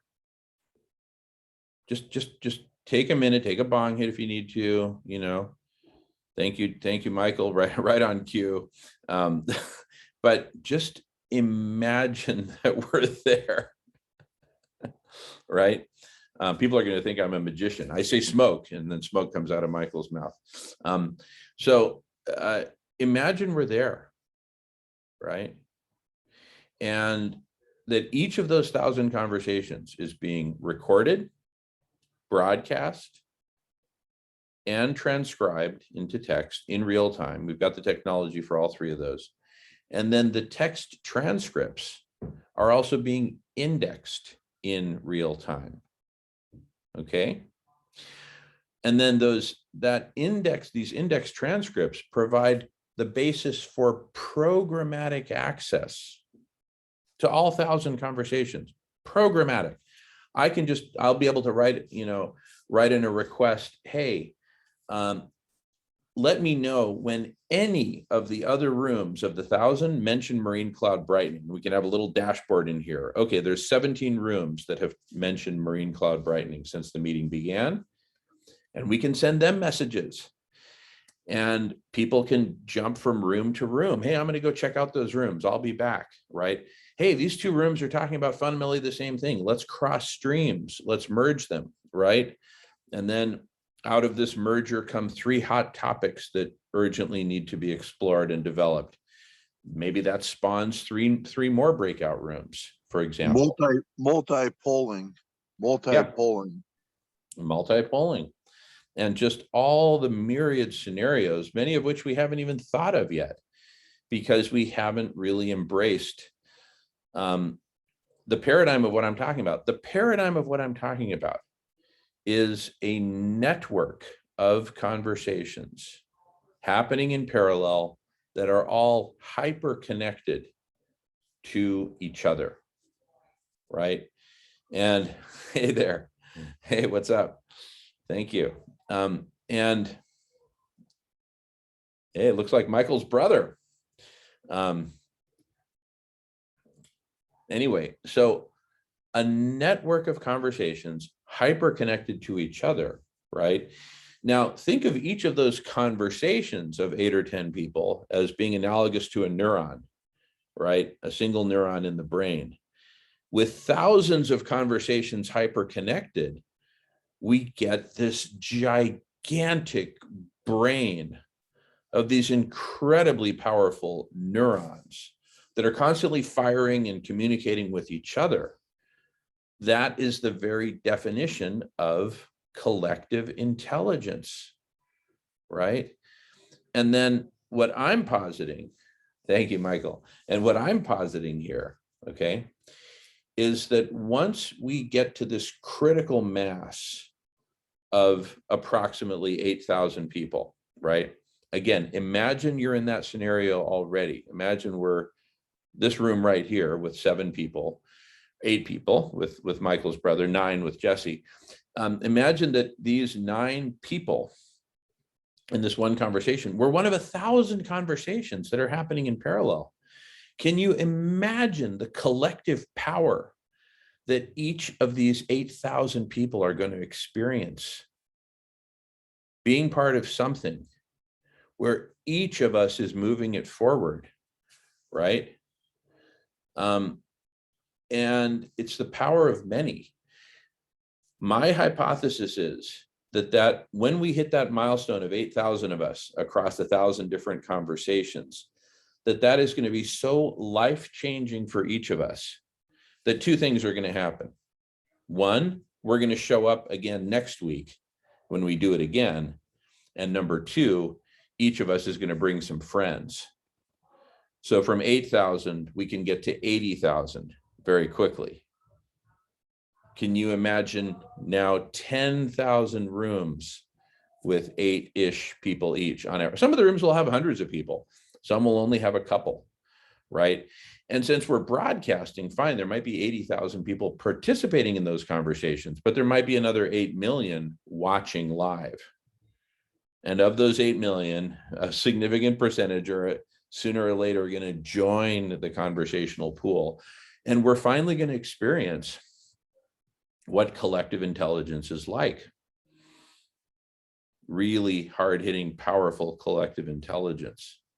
I mean, can you imagine that in parallel, multiple breakout rooms, multiple conversations with appropriately filled with scientists, engineers, technicians, et cetera, are simultaneously figuring out the filtration problem that we were talking about earlier. The power, by the way, Marco put in one of his windows, he put an image of those vessels for spraying ocean water into the atmosphere to create the marine clouds.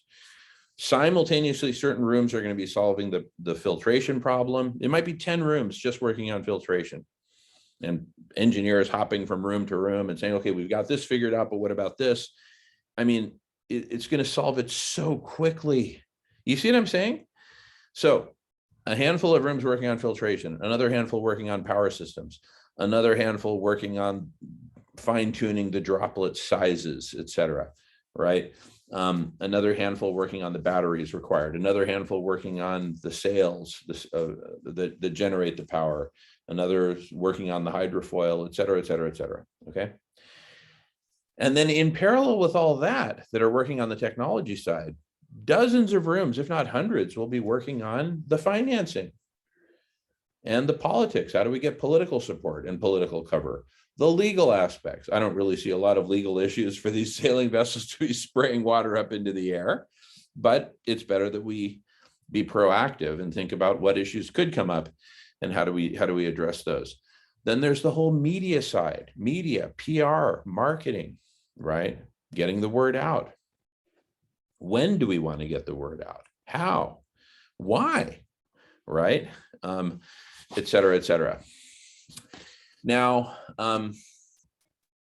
Bret, this will be of particular interest to you, is that at some point in this progression from 80 people to 800 to 8,000 to 80,000 to 800,000, at some point we're going to cross a threshold, whether imaginary or real or whatever.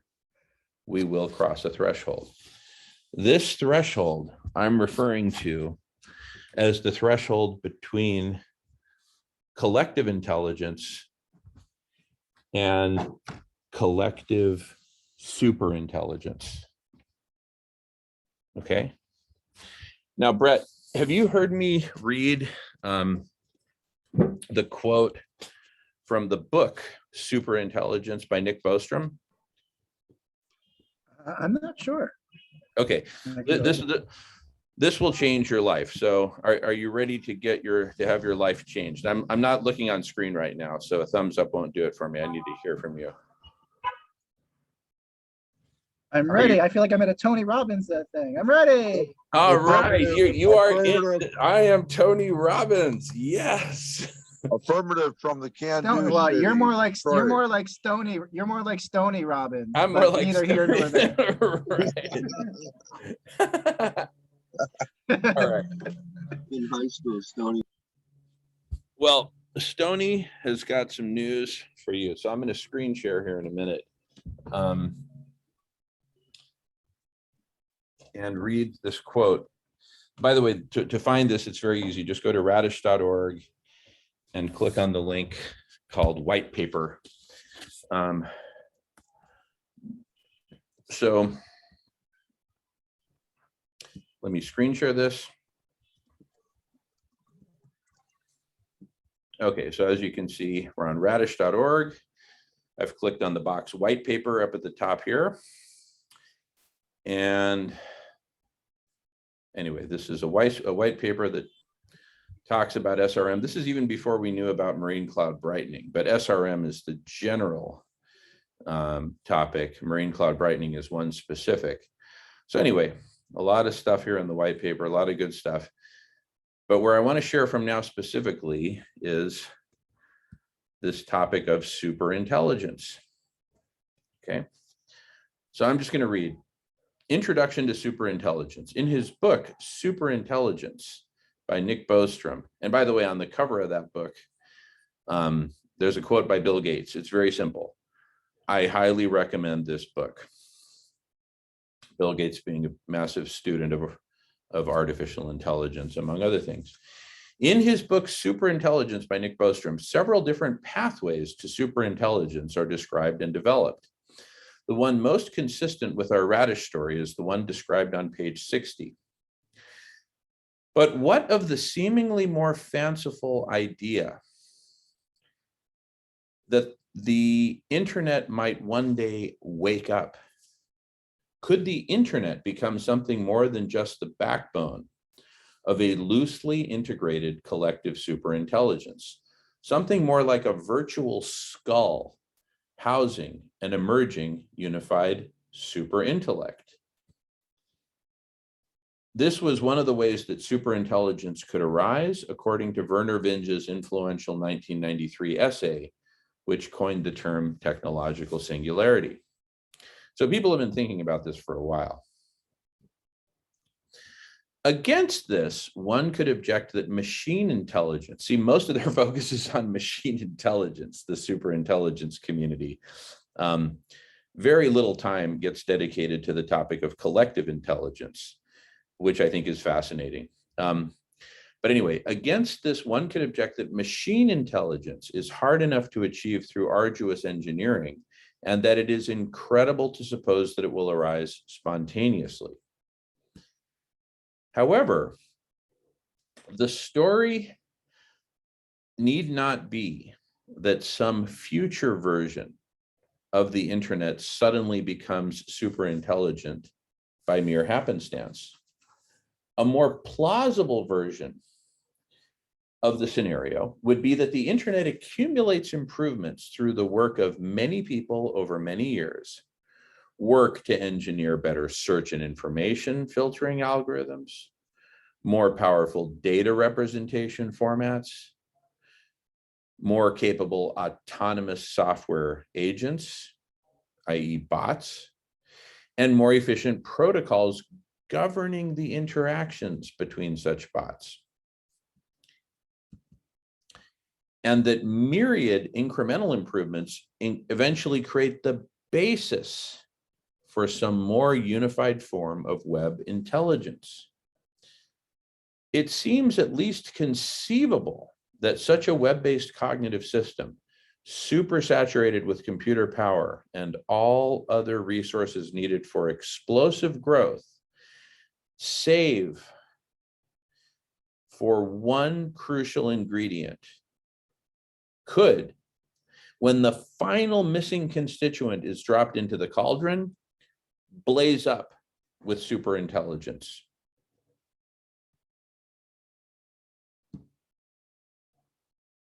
So he's describing an incremental approach.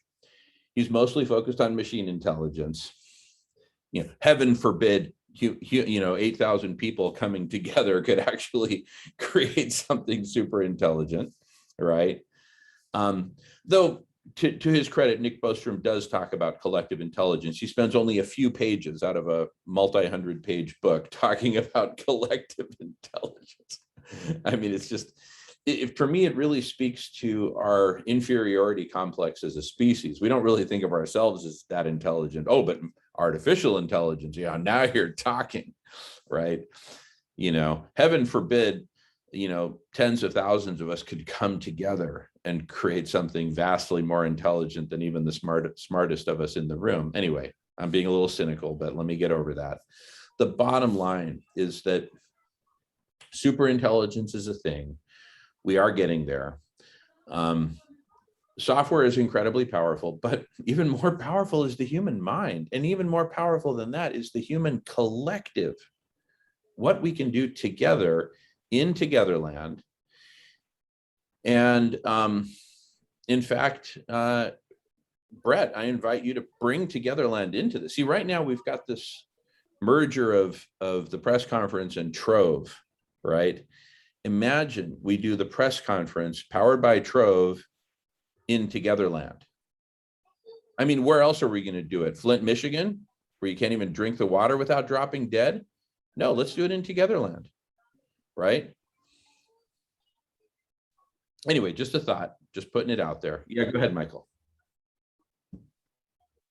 I'm behind. What is Togetherland, please?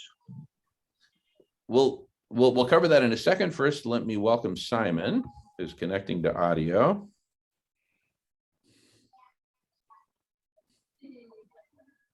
He's still connecting. Welcome, Simon. He can't hear you. He's still connecting to audio, but he can see you. Now he's connected. Simon, welcome, Simon. Simon, check it out. This is going to blow your mind.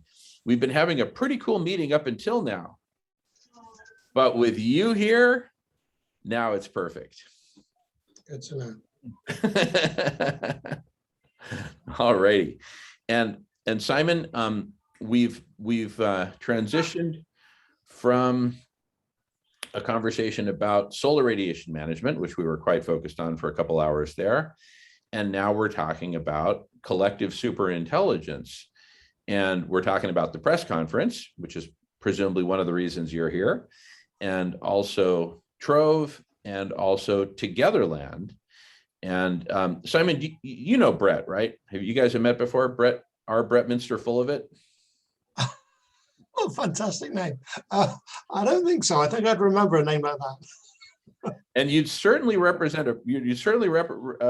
a personality like that, because there are none other like that. There is only one Bret Minster full of it. And with that, I'm going to gently pass the talking feather to Bret to both talk about himself for a minute and Togetherland. Because just before you showed up, Simon, I was saying, hey, you know, we've got something really powerful going on here between the press conference and Trove. What if we do the press conference on Togetherland?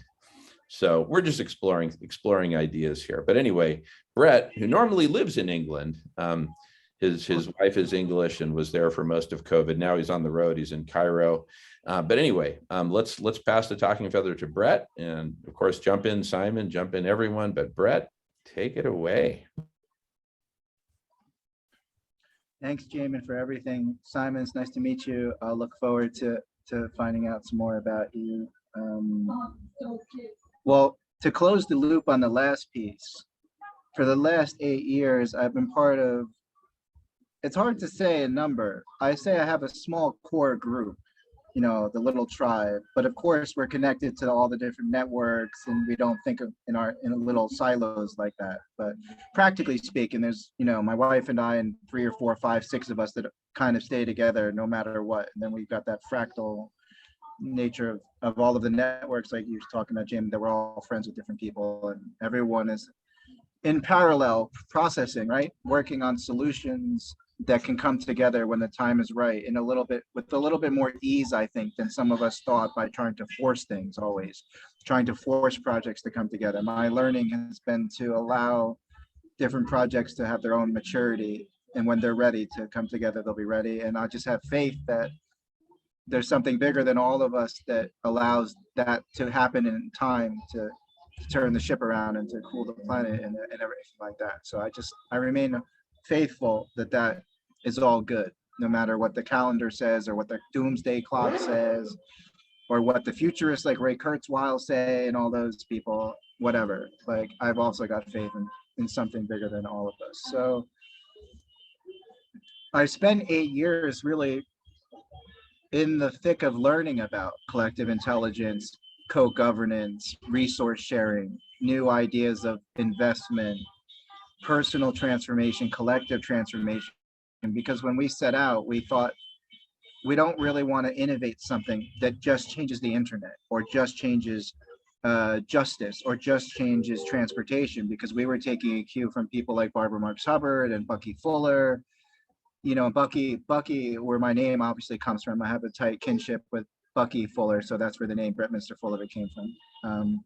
Because ultimately, I'm a word man and a storyteller, so that's what pleases me most is clever words.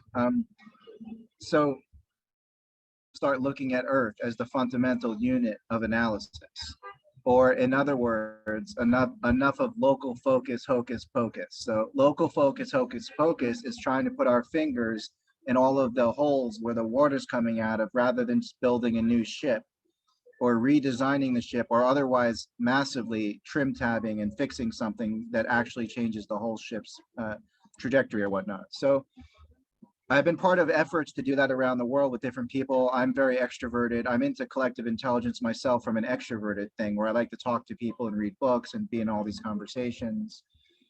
And one of the big things we focused on, whatever the reason is, fate, destiny, or whatnot, was also the use of internet technology to provide what I would call a global nervous system more than a global brain. A lot of technologists and corporate people are kind of into this idea of a global brain, but really we're trying to create a global body, if anything, first of all, a planetary, to understand the planet as a super organism, as Bucky was saying, with Earth being the fundamental unit of analysis. So I'm friendly with people to work in technology, and we built a prototype software at some point called NOOMAP, NOOMAP, based on the idea of the noosphere. So what you shared, Jamin, really hit me in terms of what that guy Ostrom was saying. We used to say, as Barbara Marx Hubbard would say, is the noosphere will finally get its eyes. And the noosphere has many definitions, but the definition I like is a kind of predicted stage of evolutionary development where mind, consciousness, and personal relationships dominate. Another way of understanding the noosphere is kind of like the biosphere, the ionosphere. And some people believe the noosphere is kind of like the thinking layer around the Earth, so to say. I think it's a little more profound than just the thinking layer. I tend to think it's more, again, this stage of evolution that's more dominated by consciousness and the mind and the relationships compared to just the thinking layer. When it's just the thinking layer, it gets a little bit too abstract for me and a little bit too objective and scientific compared to this feeling I get when I think of the noosphere as this beautiful stage of development, kind of like post-information age or whatever. Now this is the noospheric age. And by the way, the Holochain project talks about agent centricity and flipping the blockchain technology. So they call it agent-centric technology because it's inverting a lot of suppositions and assumptions about technology and about reality. So I can share more about that as we go. But so that's what I was involved in for 8 years, like a whole system shift, not just, again, creating a platform that would change one thing, but how could we actually create a platform or a set of tools that would actually allow a shift in reality, literally, like to something we may have never seen before. That's what Bucky talked about, synergy, and what you're talking about, Jamin, the unpredictable nature when these parts come together to create something greater than the sum of them. So for 10 years, I've now kind of become a light expert, I guess, to some degree, on whole systems thinking, or as Bucky said, anticipatory design science, because really that combines everything. Ultimately, it's mysticism for me, because mysticism is really the integration of science and religion for me. So I like to consider myself a modern day mystic looking to apply non-duality, looking to apply post-quantum understandings. And also understanding that a unified theory and quantum understandings without the heart, without discernment, mean nothing. So we can go to Mars and kill more species or blow ourselves up in 1,000 years, just because we can create quantum tunnels and nanotechnology.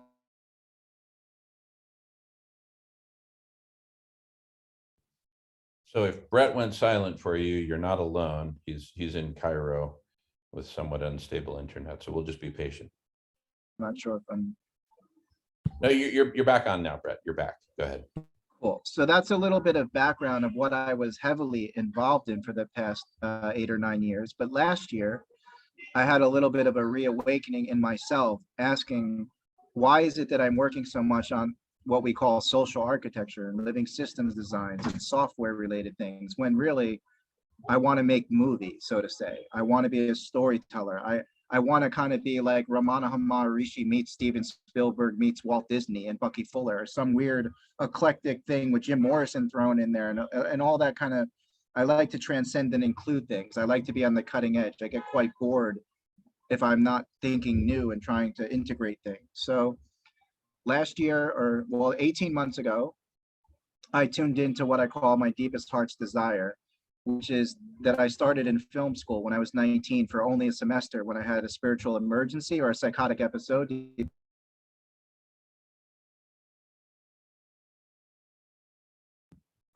Bret, you're frozen again.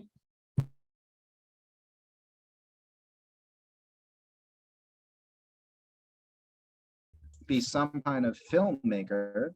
I realized that I was never really meant to make a single 2-hour film that takes 3 or 4 years to be just on a 2-dimensional screen. I realized that I have been learning all of these different things because in essence, I've been location scouting and casting and script writing for 10 or 20 years because I put a lot of time into my art, so to say. So to turn that story around of like I failed, I was like, wait a second, maybe I'm just super meticulous, right? Maybe I'm waiting for the right moment to bring my gift to the world. Maybe I've been just doing R&D and changing those light bulbs like Thomas Edison until I get that 1,000th light bulb and it works. So last year I was watching a 2015 movie called Tomorrowland, which had George Clooney in it by Disney, very predictive programming and bullshit and blah, blah, blah. But the last 3 minutes of that movie, which is beautiful, I'll send a link to you guys in the thing here. The last 3 minutes of that movie shows a bunch of kids who are going to find the ones that haven't given up. And those who they're told to go find and give these tokens to for Tomorrowland. And the last 3 minutes is beautiful. The kids go through this portal and they're giving tokens to Black people, white people, men and women, and chemists and ballerinas. So it's kind of making this point of all of this diversity coming together. And when they touch this token, they all get transported to what's called Tomorrowland, which is ironically a crop circle in the movie. So they all wake up in this crop circle and they look up and they see the diversity and they see Tomorrowland in the distance. And the premise of Tomorrowland was, what if a bunch of people got together beyond greed and bureaucracy and could bring their gifts to the world, basically?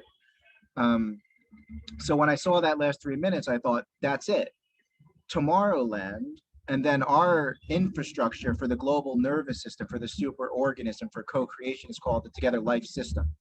So when I saw that, I said, yes, Togetherland. What I want to do is I want to make a real-time, immersive, interactive sequel, basically, to those last 3 minutes to that movie. And what if it wasn't just on a screen, but it was literally across these different mediums? What if governance was a medium? What if economics was a medium?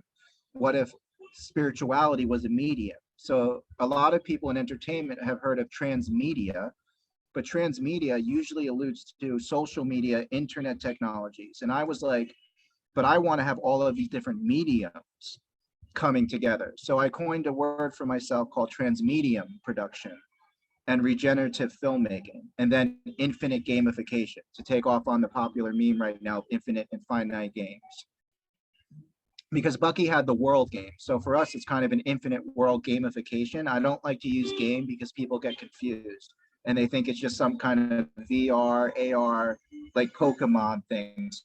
So I try to stay away from saying game, but I use the word gamification in these circles. Obviously, I can market it differently for different conversations, but so ultimately, and it's still something I'm learning to talk about because it's kind of like the famous elephant. Togetherland is such a big concept. In a sense, it's elevator pitch tough, but I would say where I'm at now is Togetherland is really a real-time, immersive, interactive, planetary scale movie-like experience. And if we take the mindset that it's just a movie, it's just a movie. So for example, if we wanted to put a bunch of solar radiation management mirrors in the desert here in Egypt where I'm at, and we want to put them in the Dead Sea and the Pacific Sea, we don't really have to fight anyone anymore or argue. It's like, it's part of the movie. Bret needs to run through a bunch of solar panels in the desert to escape the bad guys.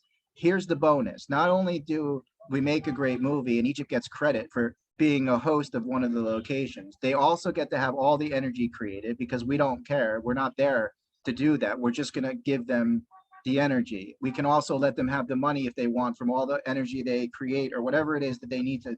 And you can kind of see how just a movie becomes a really beautiful Trojan horse of a kind. So for me, Togetherland is this global planetary scale undertaking in the form of a real life movie.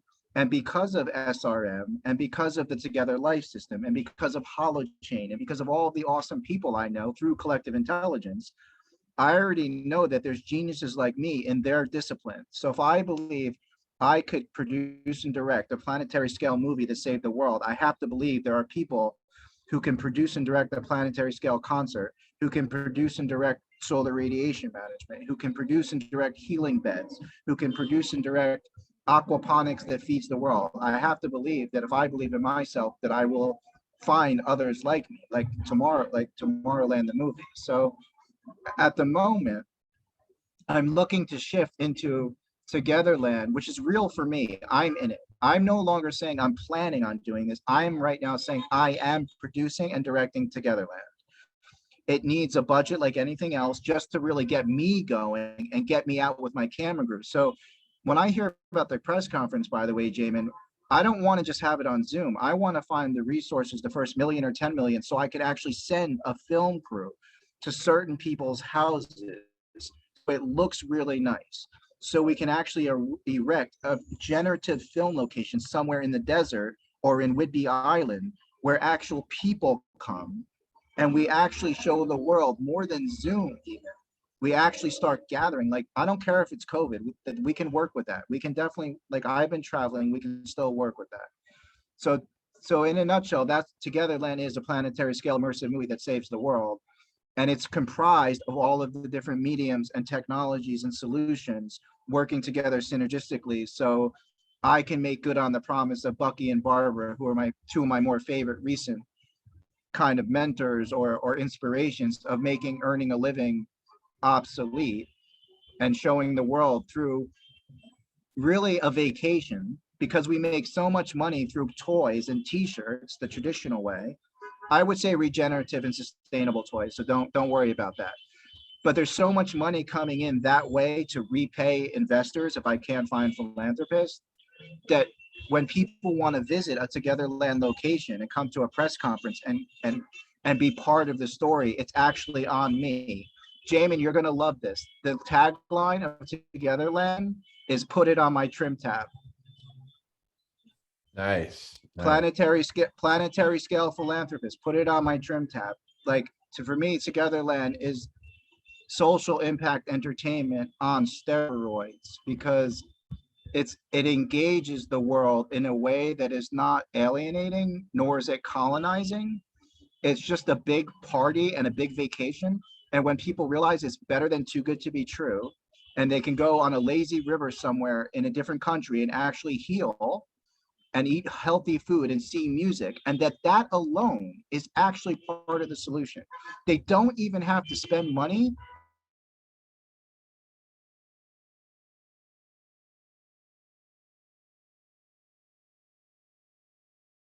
them, because we make money in other ways. So that's it. Thanks for listening. It can go deeper, but on a visionary level, I'm doing it now. I'm not saying it's happening in the future. That's what I'm doing. And we're in pre-production right now with the $1,000 I have in my bank account. And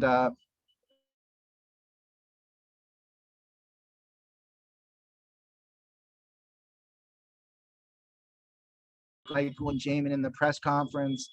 And then the penultimate to our technology that we've been building is we're going back into production using Holochain and our architecture. And Jamin, like I've always said, we will build technologically the thing you're talking about that allows this super collective intelligence to actually scale.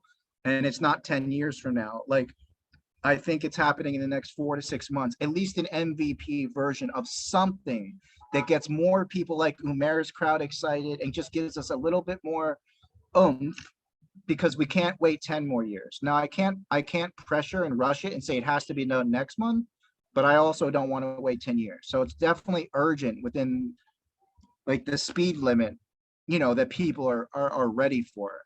But people are turning on everywhere. I've got a co-creator out in Mexico, again, Jamin, who's, it looks like manifesting a 12 concert series, by the way, Michael.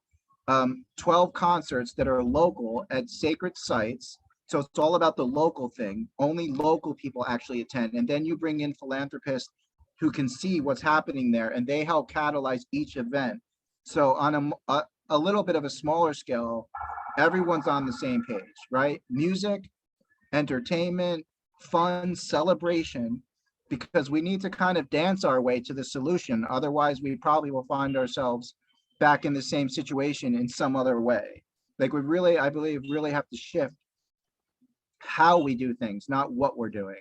And most of the world, Jamin, as you've been said over the years, because of the prowess of technology and the prowess of materialism, have been glamored into really only focusing on products, quantification, and they forget that as humans, agents, human people are responsible for everything that has been built, good and bad.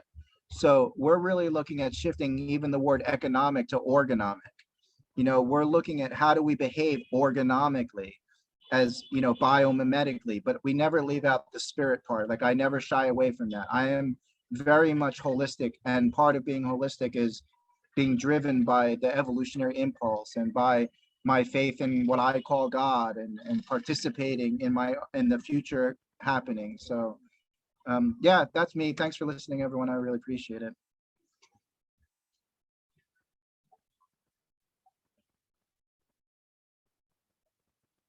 All right, Cheech and Chong has his hand up.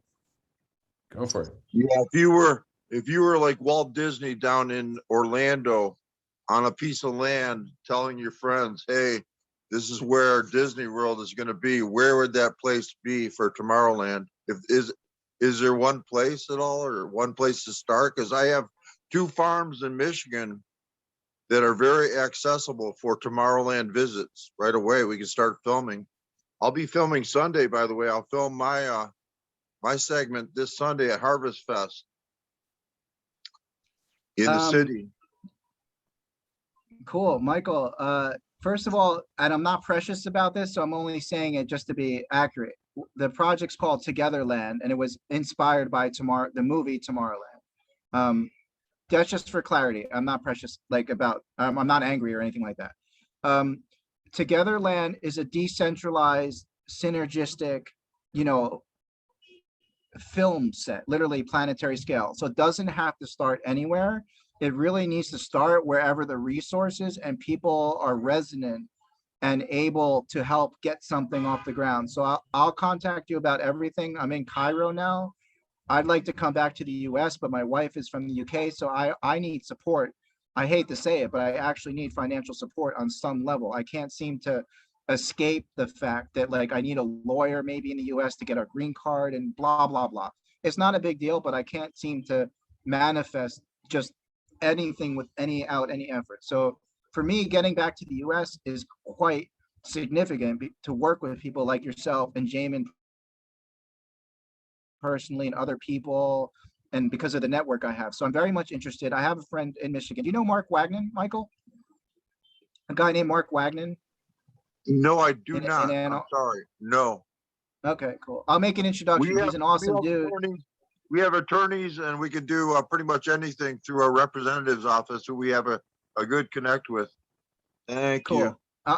All right, I'll follow up with you as soon as we get off tonight and make sure we talk this week about anything that is alive like that. I'm 100% interested and willing. I'm willing to come back home. I've been talking a lot about that from the hero's journey perspective. Basically, in the hero's journey, you come back home with the elixir. So for me, I am very much interested. I've been mostly out of the US for 10 years, and I miss it to some degree. I don't have to be here.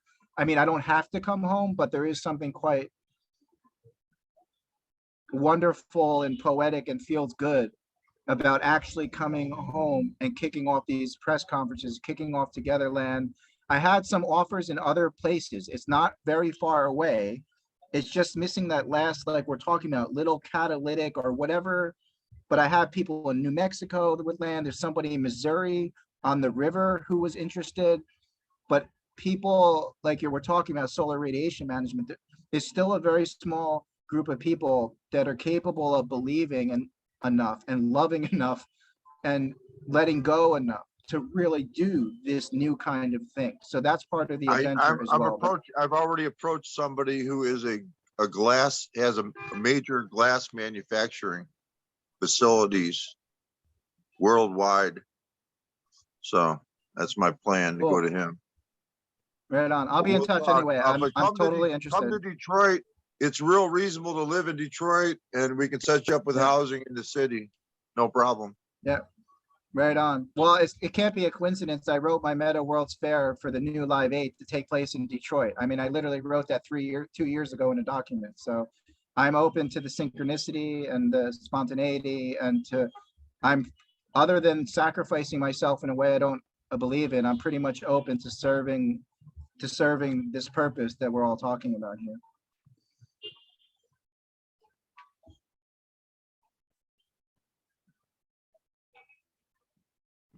Beautiful, Bret. My goodness. Really, really beautiful. I absolutely love it.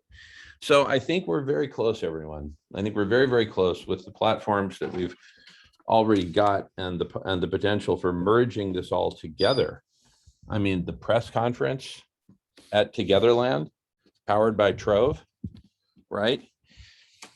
With the folks we've got together right now, already engaged. We just have to keep connecting the dots. It's really not that complicated. And in fact, I think the press conference is going to be an extremely powerful venue for this. You've got Dear Umair, which just in the next week or 10 days, we're going to be launching and getting all of those tens of thousands of people who are Umair's audience to hear about all this that we're talking about and to come to the Dear Umair programs that we do twice per week. I think, Umair and his audience might well be that missing ingredient, which when dropped into the cauldron gets this whole thing to finally explode. And how cool that among the first things they get exposed to are our Bret Minster Full of It and Togetherland, right? And this whole vision and the press conference, right? Because the thing is, Umair's audience is frustrated now. Umair does an extremely good job of writing very powerfully about the world's problems. And his audience keeps coming back to him and saying, Umair, how about solutions, buddy? But he only talks about solutions in the most general terms. We need to come together and recognize that we're all one. Okay, fine. How do we do that? The press conference, Togetherland, the kind of stuff Simon's working on a local level, local economies, et cetera. That's it. We just need to come together and continue working on this, right? And how do we, how about the air conditioning system for all that? Okay, marine cloud brightening, solar radiation management, fine, et cetera, right? So for the moment, amidst all the busyness and projects that each of us are involved in, I propose that we continue to come together at a minimum every Friday from 9 a.m. to 11 a.m. Pacific time for the solar radiation management part. And then it's now 11:30 Pacific time, and then from 11 to 1 on the press conference part. And in terms of, so that's every Friday, just by default. I'm just asking everyone to, to commit to that, to the extent that you're able, of course. And then by default, we also have, and then at 1 o'clock on Friday, by default, we do a Dear Umair. So you've got solar radiation management, the press conference, and Dear Umair. Boom, boom, boom. 1, 2, 3 every Friday. So that's Friday instead of Monday, because you had been saying Monday, or is that when you normally talk to Umair? No. Well, actually, I have not yet spoken to Umair in my life. He doesn't know he doesn't even know about Dear Umair, right? So, dude, the fuse has not even been lit yet. We're just here looking at this giant atom bomb sitting in my living room. The fuse hasn't even been lit. for the Mission Impossible countdown. So stay tuned right now. Mondays are also a great day. We can also do this on by default. Mondays and Fridays have typically been my two big days, with Thursday as well. But the thing is, my life got turned upside down recently with the passing of my uncle, and then me discovering that I'm, his personal representative. And I mean, I'm here in Ohio right now for his memorial tomorrow, and visiting with family and all that. Otherwise, I've been in New Mexico quite a bit, taking care of stuff where my uncle lived. So in fact, I'll be there next week for a few days. So if you want to give me your New Mexico connection, Bret, I'd be happy to reach out. But anyway, so bottom line, let's just say Mondays and Fridays by default. And that's kind of the default schedule. Solar radiation management, cooling the planet, the press conference, and Dear Umair, right? For me, those are the big three things, and bringing those all together, oh my goodness, right, are the biggies.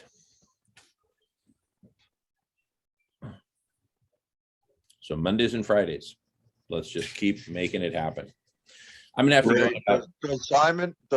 Does Simon have something to speak about? Simon says. Not specifically, Michael, just always glad to touch base with Jamin and congratulate him on the press conference and see where it's leading. Really interested in listening to this evening so far. I'm just curious, Jamin, this Dear Umair thing, is that, what if he's not interested? Is that vital? And Oh my goodness, no, he will be interested, because I read all of his articles. I feel like we were basically separated at birth. So he will be. And I'll play him on the press conference. If he doesn't show up, Jamin, don't worry. I will play Umair live. So we have it covered. No. I love it, because you can totally do that. But I'll film it. Okay, with a couple cameras. Awesome, love it, Michael. But anyway, a couple days ago, we recorded our most recent Dear Umair. I'll drop the link into the chat here in a second, as soon as I find it. But we recorded Dear Umair, and towards the end there, when the topic came up, hey, what if Umair doesn't show up, right? And I just put it on the table in very simple terms. I said, look, if Umair doesn't show up to this, it will be his Gary Kildall moment, right?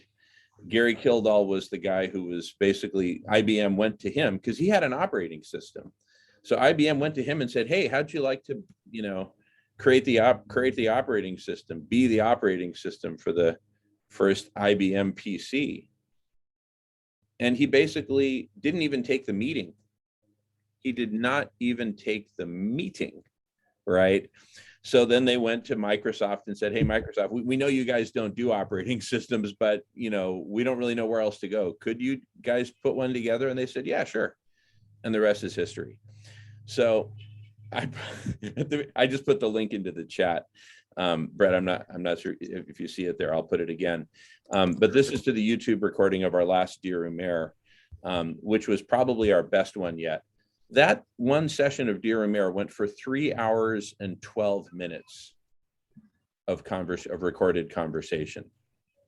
It's getting really intense. It's really awesome. Obviously, it's way better to be there than to watch a recording. But we've now done close to 20 Dear Umair segments. We're going to launch them all at once publicly in the next week to 10 days. And Umair will find, listen, if you were Bret, let's take Bret, for example. If you're just Bret doing your thing, and then all of a sudden you find out there's this group of people halfway around the world who are doing this program called Dear Bret. I'm waiting. I've been waiting. It's a dream come true for someone that talks all the time. What are you talking about? No, that's what I'm saying. Umair is going to have that reaction. He's going to say, "Holy!" By the way, Jamin, if it sort of supports tying the loops together, Umair has seen our original prototype software through a mutual friend, and he was interested in the tech as a solution. He probably remembered the name. And we're bringing everybody. We're bringing all the solution areas, Umair, and his role is to talk and write. Like you said, his role isn't to bring all the solutions. That's his role, was to write about them and catalyze interest and concern. So it's nice when people can just be in the fast lane of their role. That's really what I'm looking at. How do we all get most empowered to do what we're here to do and then work as a team? So yeah, he's going to be really excited. Absolutely. You made him an offer he can't refuse. There's no way. There's no way. There's no way. And and the same thing with his audience. And so we're going to post the links to Dear Umair. I've got the domain name dearumair.org, dearumair.com. Nice. I love it. You took the whole press conference thing, your past experience, and started reverse engineering. You're like, screw this. I got to reverse engineer this happening. Totally. So, gentlemen, we and lady Gabrielle, we are almost there. We're steps away, and it's going to be as James often says in Ireland, it's going to be a photo finish, no matter what, no matter how you slice it. Such is the nature of our exponential planetary overheating. Well, let's make it a good photo finish, right? So that we can. I was named after a famous race. Hey, Jamin, I was named after a famous racehorse that used to bow to the crowd when it won a race. No joke. I'll be darned. Bret. Look up Bret Hanover on video. There's old black and white footage. He would go like this and start bowing to the crowd after he won a race. That is so darn. They found out he had a bigger heart than normal. That's how he was faster than most horses. Oh my goodness. Wow. Funny though. An abnormally big heart. Well, you were appropriately named then, Bret. I love how things work out. Oh my goodness. Wow. Yeah, so we're just literally almost there. You know, Woody Allen famously said 90% of success is showing up. So ladies and gentlemen, the formula for what we need to do is literally just keep showing up, right? It's not to not get depressed. We all get depressed. So, you know, get used to it. In the middle of a collapsing planet, what are we supposed to be doing? You know, singing Beatles songs? No, we're depressed. We're frustrated. We're angry. We're so many things. And so the solution is not to address any or all of those. The solution is to keep showing up. And together, we're going to get through this. Together. I beg to differ. We can sing Beatles songs with different lyrics. For example, hey, Jamin, don't let us down.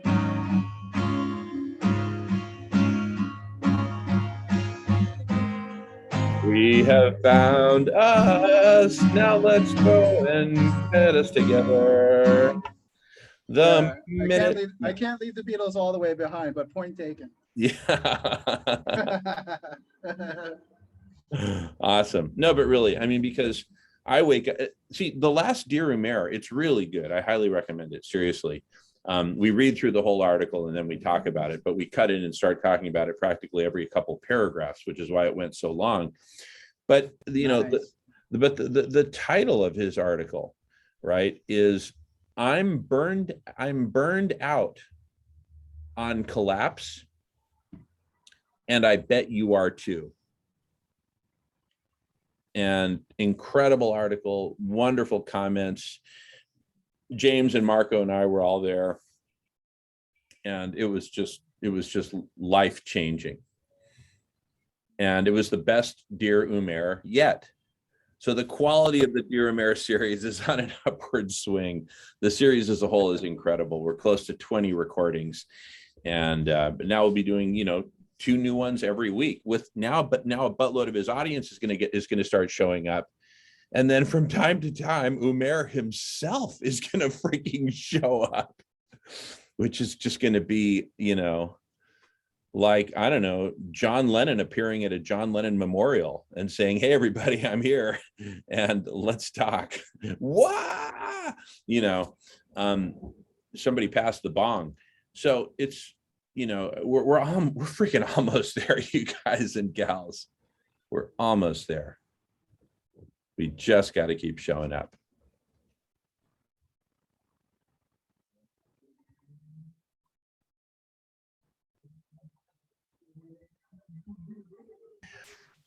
All right. Well, I've got 19 minutes till the top of the hour, at which point I need to break away. We're going to head off on a family road trip to where the Shiveleys came from in southeastern Ohio, in the foothills of the Appalachians. Maybe that explains why I'm so screwed up.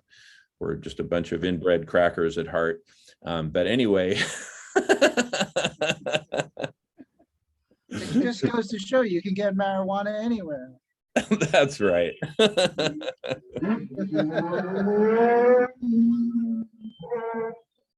Yeah, and that motorcycle revving was right on time.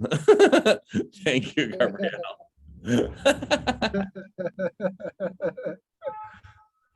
Is that what it is? I thought Marco had wind. Yeah, that was probably it. I think Marco had too much vegan chili last night. So anyway, but good on you, Marco. Just keep ripping.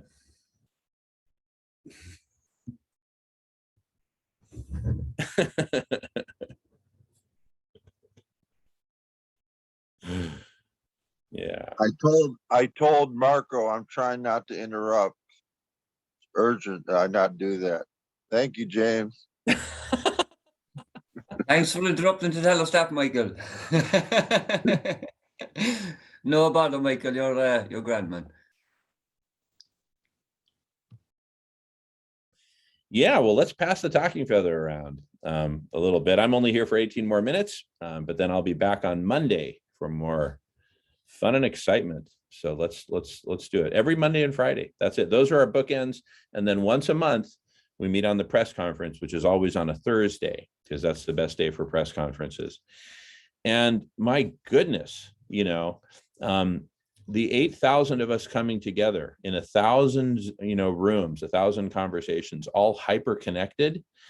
At that point, it's going to be so life-changing. Every one of those 8,000 is going to invite more people, and we'll go from 8,000 to 80,000 in probably a week or two. And then it'll just continue on its exponential tear from there. And at some point, we will cross the critical threshold, which is probably a fuzzy boundary. Who cares when it happens? The important thing is that it happens. At some point, we're going to cross the critical threshold from mere collective intelligence to collective superintelligence.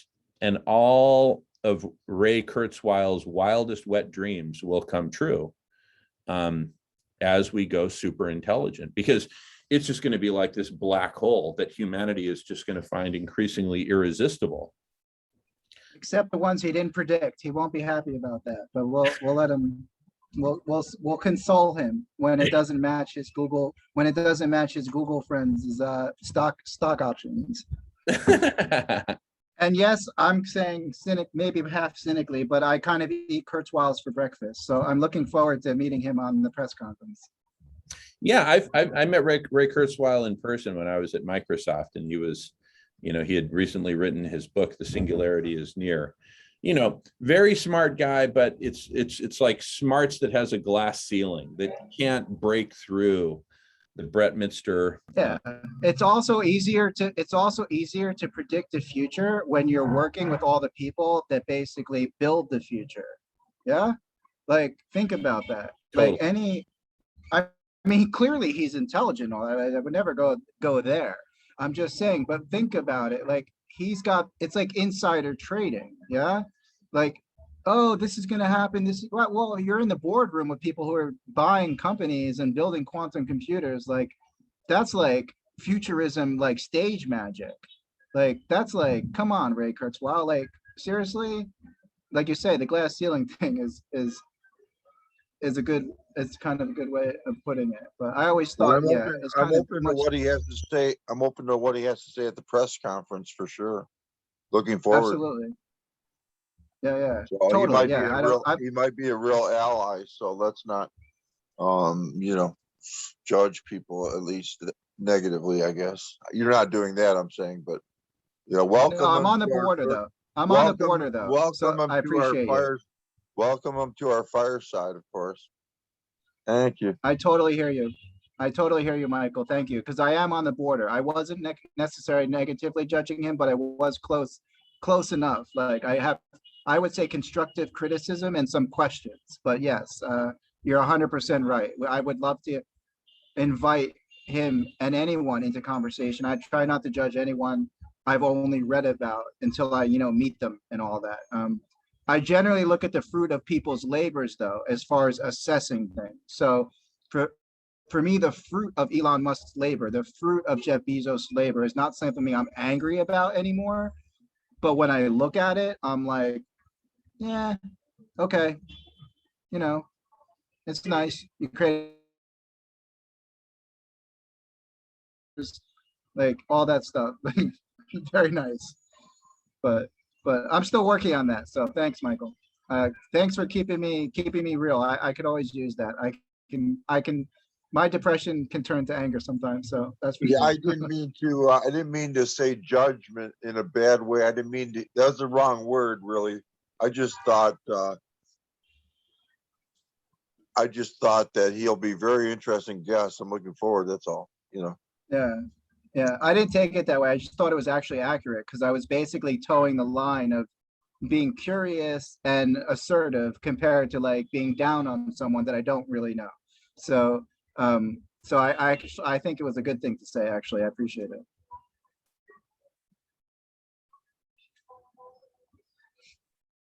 Beautiful, beautiful. Well, let's hear from everyone.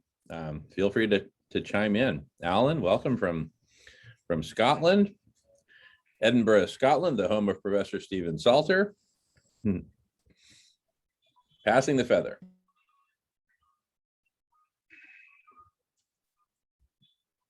And we are broadcasting and recording. Well, I'd just like to repeat anyway what we were saying the other night when we were reading Umair's last article about everybody, are we sick of collapse? And the way he described his own feelings and the way he is of late because of, all of the world's problems, basically collapse, the rise of fascism and everything else, and the economy plummeting and everything. And that's basically what the article was about. Is it's in the back of everybody's mind every day in your subconscious. It's weighing everybody down, and most people don't realize that it's in there and it's weighing them down at some level. And a lot of people are feeling exhausted, drained, depressed. Want to curl up and go into hibernation, as Umair said. But the point is that it is something that we can tackle and correct. We created the mess in the first place, so we can try our best to undo the mess that we made. You know what I'm saying? But the point is that another topic that came up in the conversation is that a lot of people, because of all the negativity that's going on in the world, they try to find some form of a distraction in their lives. Now that can be anything from video games to music to drink to drugs to, it doesn't matter what your personal addiction is or whatever you do to distract yourself from what reality is going on in reality in the background. Point is, we all do something in some way, and we all dedicate a number of hours in the day to that distraction. And what I'm saying is the best plea we could put out is to people out there is to use those few hours, if you want to distract yourself, to get in the game, get in the real game now, like this game, the game of fucking actually saving our lives, because that's what's at stake at the end of the day, And I'm not talking out through the top of my hat, because I'm going to go here now on the official 9th of August IPCC, report, and we'll just be completely on the table with that. But I will say that I'm biased to that report because it's an intergovernmental panel that brought out the report that was siphoned down from the actual true facts of the scientists, who are now kicking up in rage that their actual science and findings were diluted down to a report that was suitable for the governments to let the people know. In other words, that report is not accurate and it's not full. But we'll go with that report anyway. That report says we're all fucked in about 10 years. Simple and plain. Just read the report and that's basically it. And that's wrong. We don't even have the 10 years to act. We have to act now. And our only way out of the mess, yes, we have to decarbonize, but we have no technology to do that on scale at the moment. So in order to buy ourselves time, we have to cool the planet. And in order to cool the planet, we have to use marine cloud brightening and other forms of SRM. We have to throw everything that we have at this, and we have to come together to do it, or else we are fucked, because we're going to be going out as the most intelligent species on the planet that couldn't save themselves because they couldn't act together. That's about what we'll be remembered for. You know what I'm saying? At the end of the day, this is a symbiotic planet. All life on this planet is connected somehow, and it's all for the benefit of the rest of it and for each other. But somewhere along the way in the last 10,000 years, us humans pulled ourselves out of that and said, no, we're not part of this. This is ours. This is for us, for our use as we want. It's for us because we're the most intelligent of all the species on it. How fucking foolish were we, huh? So we got to fix this mess. It's as simple as that. End of story. Join the fucking game, get in on the game, or else we're all gone. And that's harsh, but that's the truth. You know, it reminds me, James, of the dystopian movies where, you know, it's the end of the world and the government won't tell anybody because they don't want to cause panic. It's like literally they've been putting in movies what is actually happening, which I'll say, I'll be 10-second brief. Another aspect of Togetherland is like literally now, as soon as possible, start putting out movies and content that actually just simply tells a different story. Like, for example, it is the midnight hour, like James said, we have to do something, but it doesn't mean we have to like lie and hold back information and keep saying the human population is not capable. They do the same thing with alien disclosure. We're not ready to hear. Everyone will go in the streets panicking, which is the biggest BS I've ever heard. Humans are so jaded that if aliens actually landed in Times Square and didn't do something that gave us money or something, we would be like, whatever. Do you think people are really going to panic after all these movies and everything? If some aliens land, that people are going to start running around hysterically, like losing? Yes, there will be some people, but people already do that anyway, based on the latest Oprah story or the princess scandal in the UK. So people already get crazy when things happen. So this whole story that we're going to go crazy, it's amazing, James. You really nailed it for me and reminded me to share. That's the other part of Togetherland that's different than most other solutions. It's an innovation in storytelling. And storytelling is a nospheric technology. So we're really working on thoughtware before hardware and software. How do we upgrade the planet's thoughtware, which is our belief systems and our ability to believe in something greater, grander, better for ourselves? So thank you, James, for like simultaneously being real, but also actually, for me, it's inspiring what you shared. And also very revealing. It reminded me of all those movies like 2012 and the John Cusack and all. They won't tell anyone what's happening. And then some people get that message to come to the Air Force Base and they're going to go on the secret, you know, they get to go to the secret underground because only the smart people get to go to reproduce for the next generation. It's like all the movies are about that rather than a bunch of no-name misfits coming together by just showing up, right, Jamin? So all we need to do is scale up the story of showing up and make it more accessible, like flooding Telegram and Facebook and Twitter with live streams, and until it gets to like Fox News, which it will when it becomes a big enough story. So that's why I've been paying attention to you, Jamin, as well, what you did in the past. Like you went from what you did to being on, you know, I expect to be on the news with Donald Trump at some point in the next 12 months or whoever it is saying, actually, I don't know why you've been talking to Kanye, but me and Jamin are here and like, we're gonna kick some butt. So we'll find out. Anyway, thanks. I took up some more airtime there. So back to the feather. I'm sorry, guys. I just felt inspired. No, that's wonderful. Perfect. Passing the feather. I love your energy, Bret. You know, you've really brought some good energy to the room today, and as did everyone. You know, it's I'm really happy with the way today's going. And just, you know, we talked, you know, like the Umair article about how, you know, downtrodden we all are, or, you know, even if you think about it for a while, you read the news and you pay a little attention to global warming, it's depressing. And having plenty of experience in the past few years with depression, you know, I've read the studies and done whatever. Right now, basically coming here is the antidote to depression, because in in the studies they've done with placebos and the actual drugs, with one other factor in there, getting out of the house 3 days a week, talking to people, getting involved in conversations, getting fresh air and sunshine are just as effective as any antidepressant.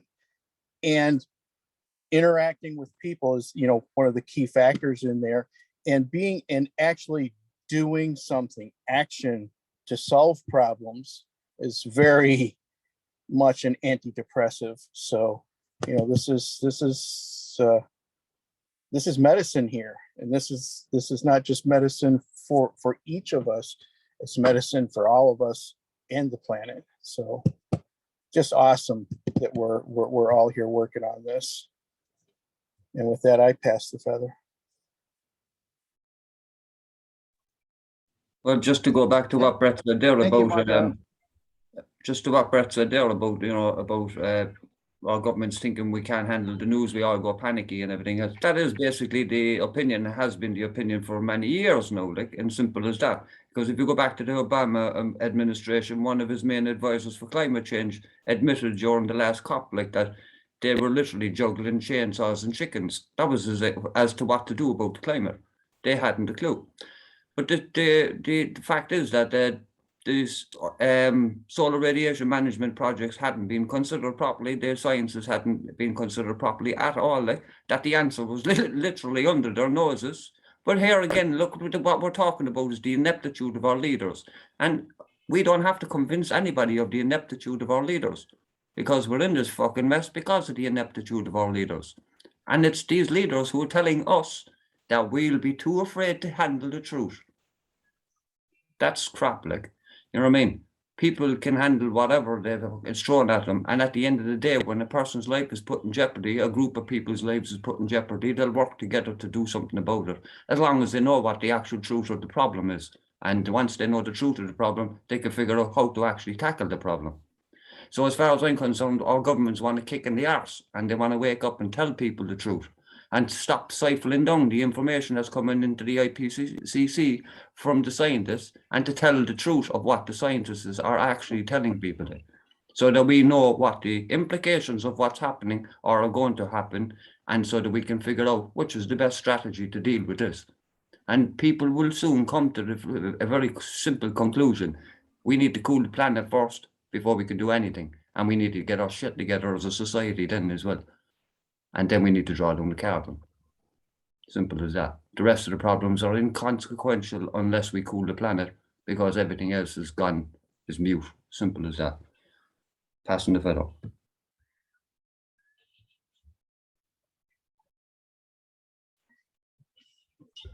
Yeah, definitely. I'd like to hear from everybody if they have something to say. Gabriel, we haven't really heard from you. Alan, Simon.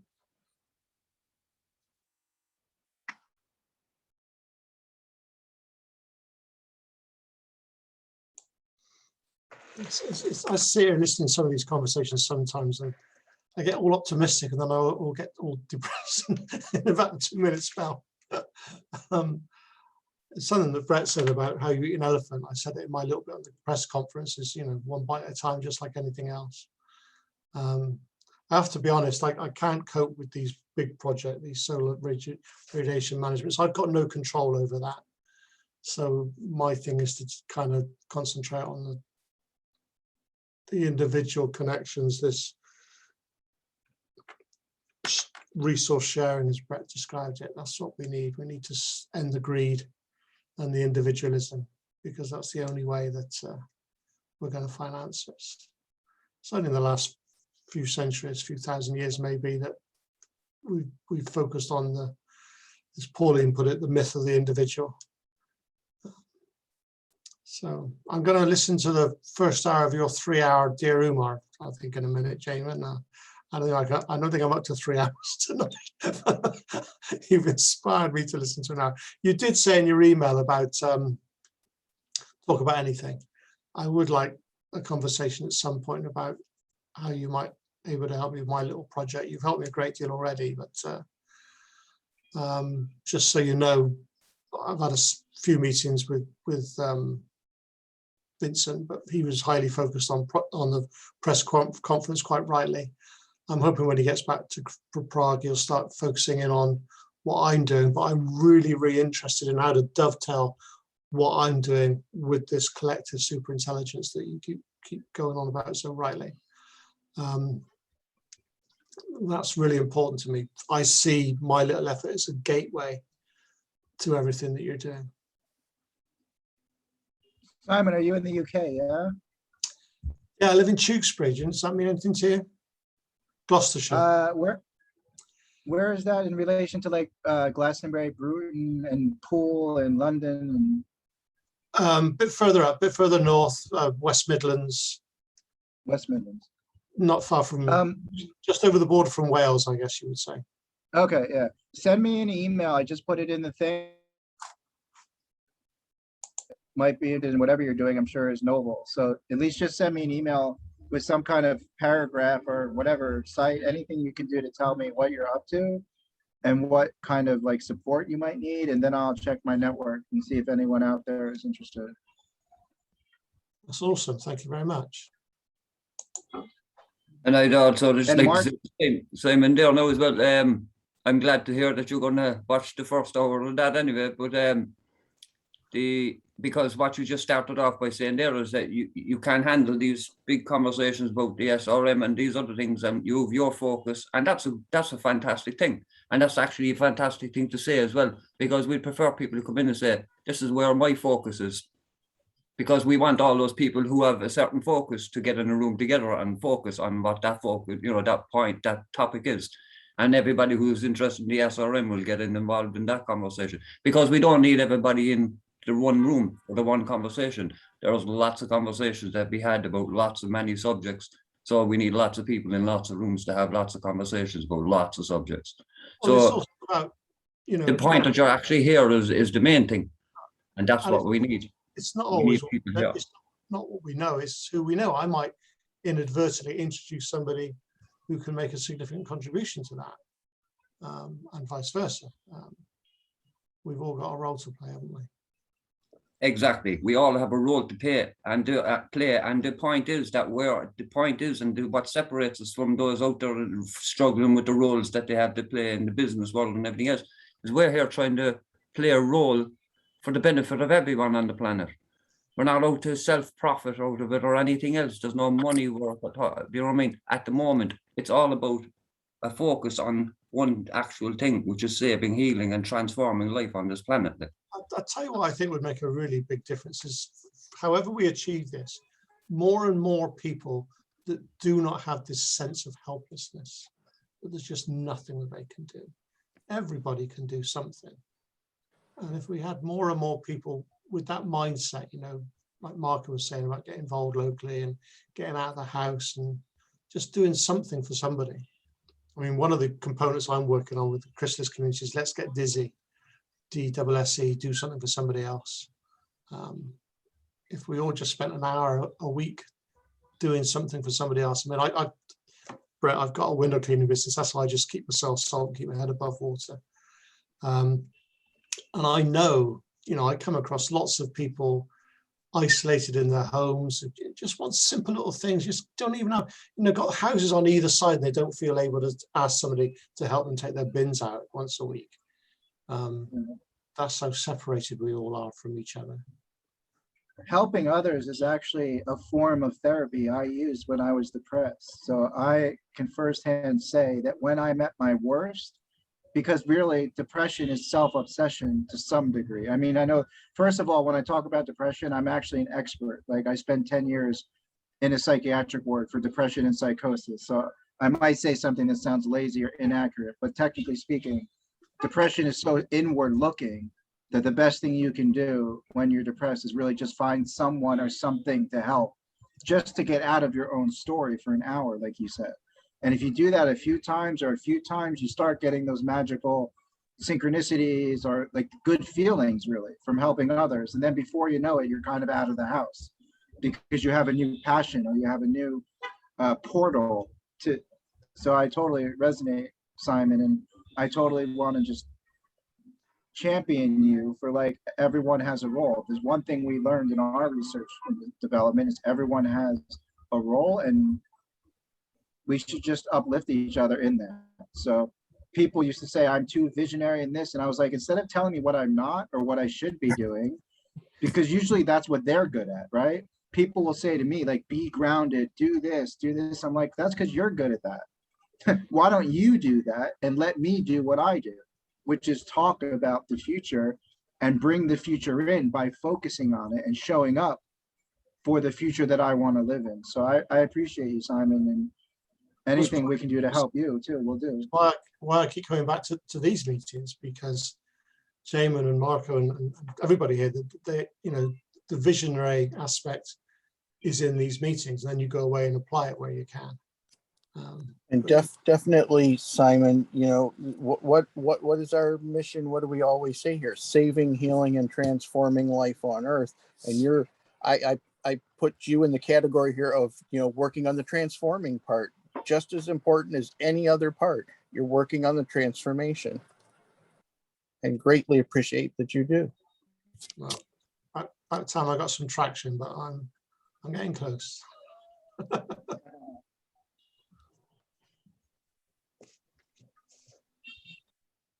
We're all getting very, very close, and we just need to stay together. Either we hang together or we'll hang separately. But hang we will. So let's hang together.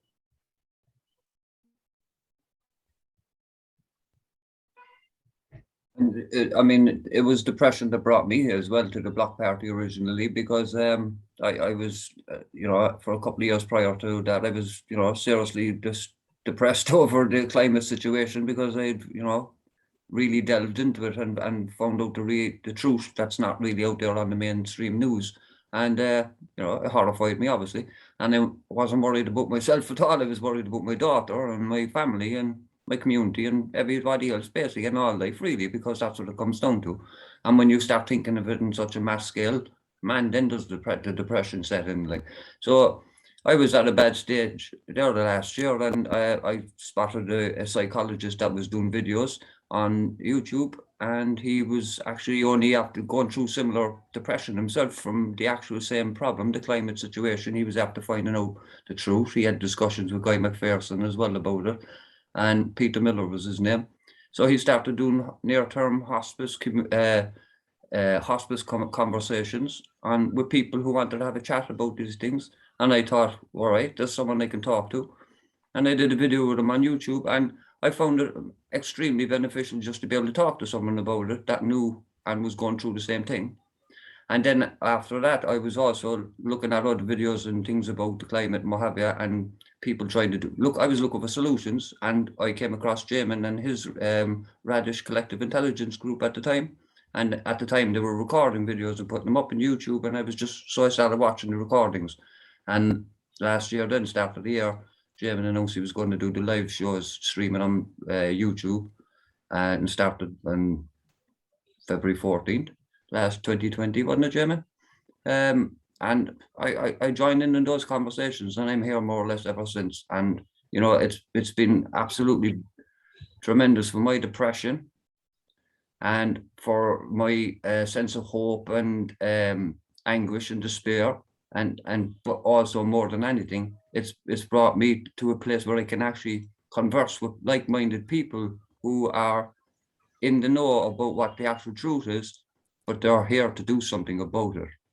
That's the main thing, that they have agency and they want to do something about it. And that is what helps me along all the time. So Umair's article the other night was about the fact that people are burnt out from climate and from what's going on in the world, and the fact that people are going around depressed and everything else. So it is actually a good one to watch, all right, Simon, because, or anyone that wants to watch it out there, because it'll just, you know, we do talk about, you know, about how the depression is something that we all have to face. It's as simple as that, because everybody will face it when they actually face the truth. And that's the point where we were talking about a while ago, where our governments are saying that we can't handle the truth. Well, actually we can. Yeah, many of us were going to get a bit panicky and stressed out. And yes, a lot of it, everybody was going to go through depression. But we have to necessarily go through that to actually come out the other side, to stand up and face what's coming then, to collectively get together and deal with it. So that's basically what's ahead of us. Like, that's the plan. That's the only way we can deal with it. Passing the federal. Not to draw too much on the problem of depression, but the answer, I mean, I literally, you know, like Bret, you said, you know, doing something is, and doing something for others is a very big part of getting out of depression. And, you know, I was not doing well. And, you know, we had a local threat, a nuclear dump wanting to go in, a deep geological suppository is what they called it. I gotta get going. I don't mean to interrupt, Marco, but I do have to get going. But anyway, much love. I'll stop recording, stop broadcasting. I'm making you host. Marco, carry on. Love you all so much. Sorry, I got to run. I'll be back Monday. All right. So Safe travels, Jamie. Have a good time. thanks so much. Love you all. Take care, Jim. Take care. Thanks, everybody. See you soon.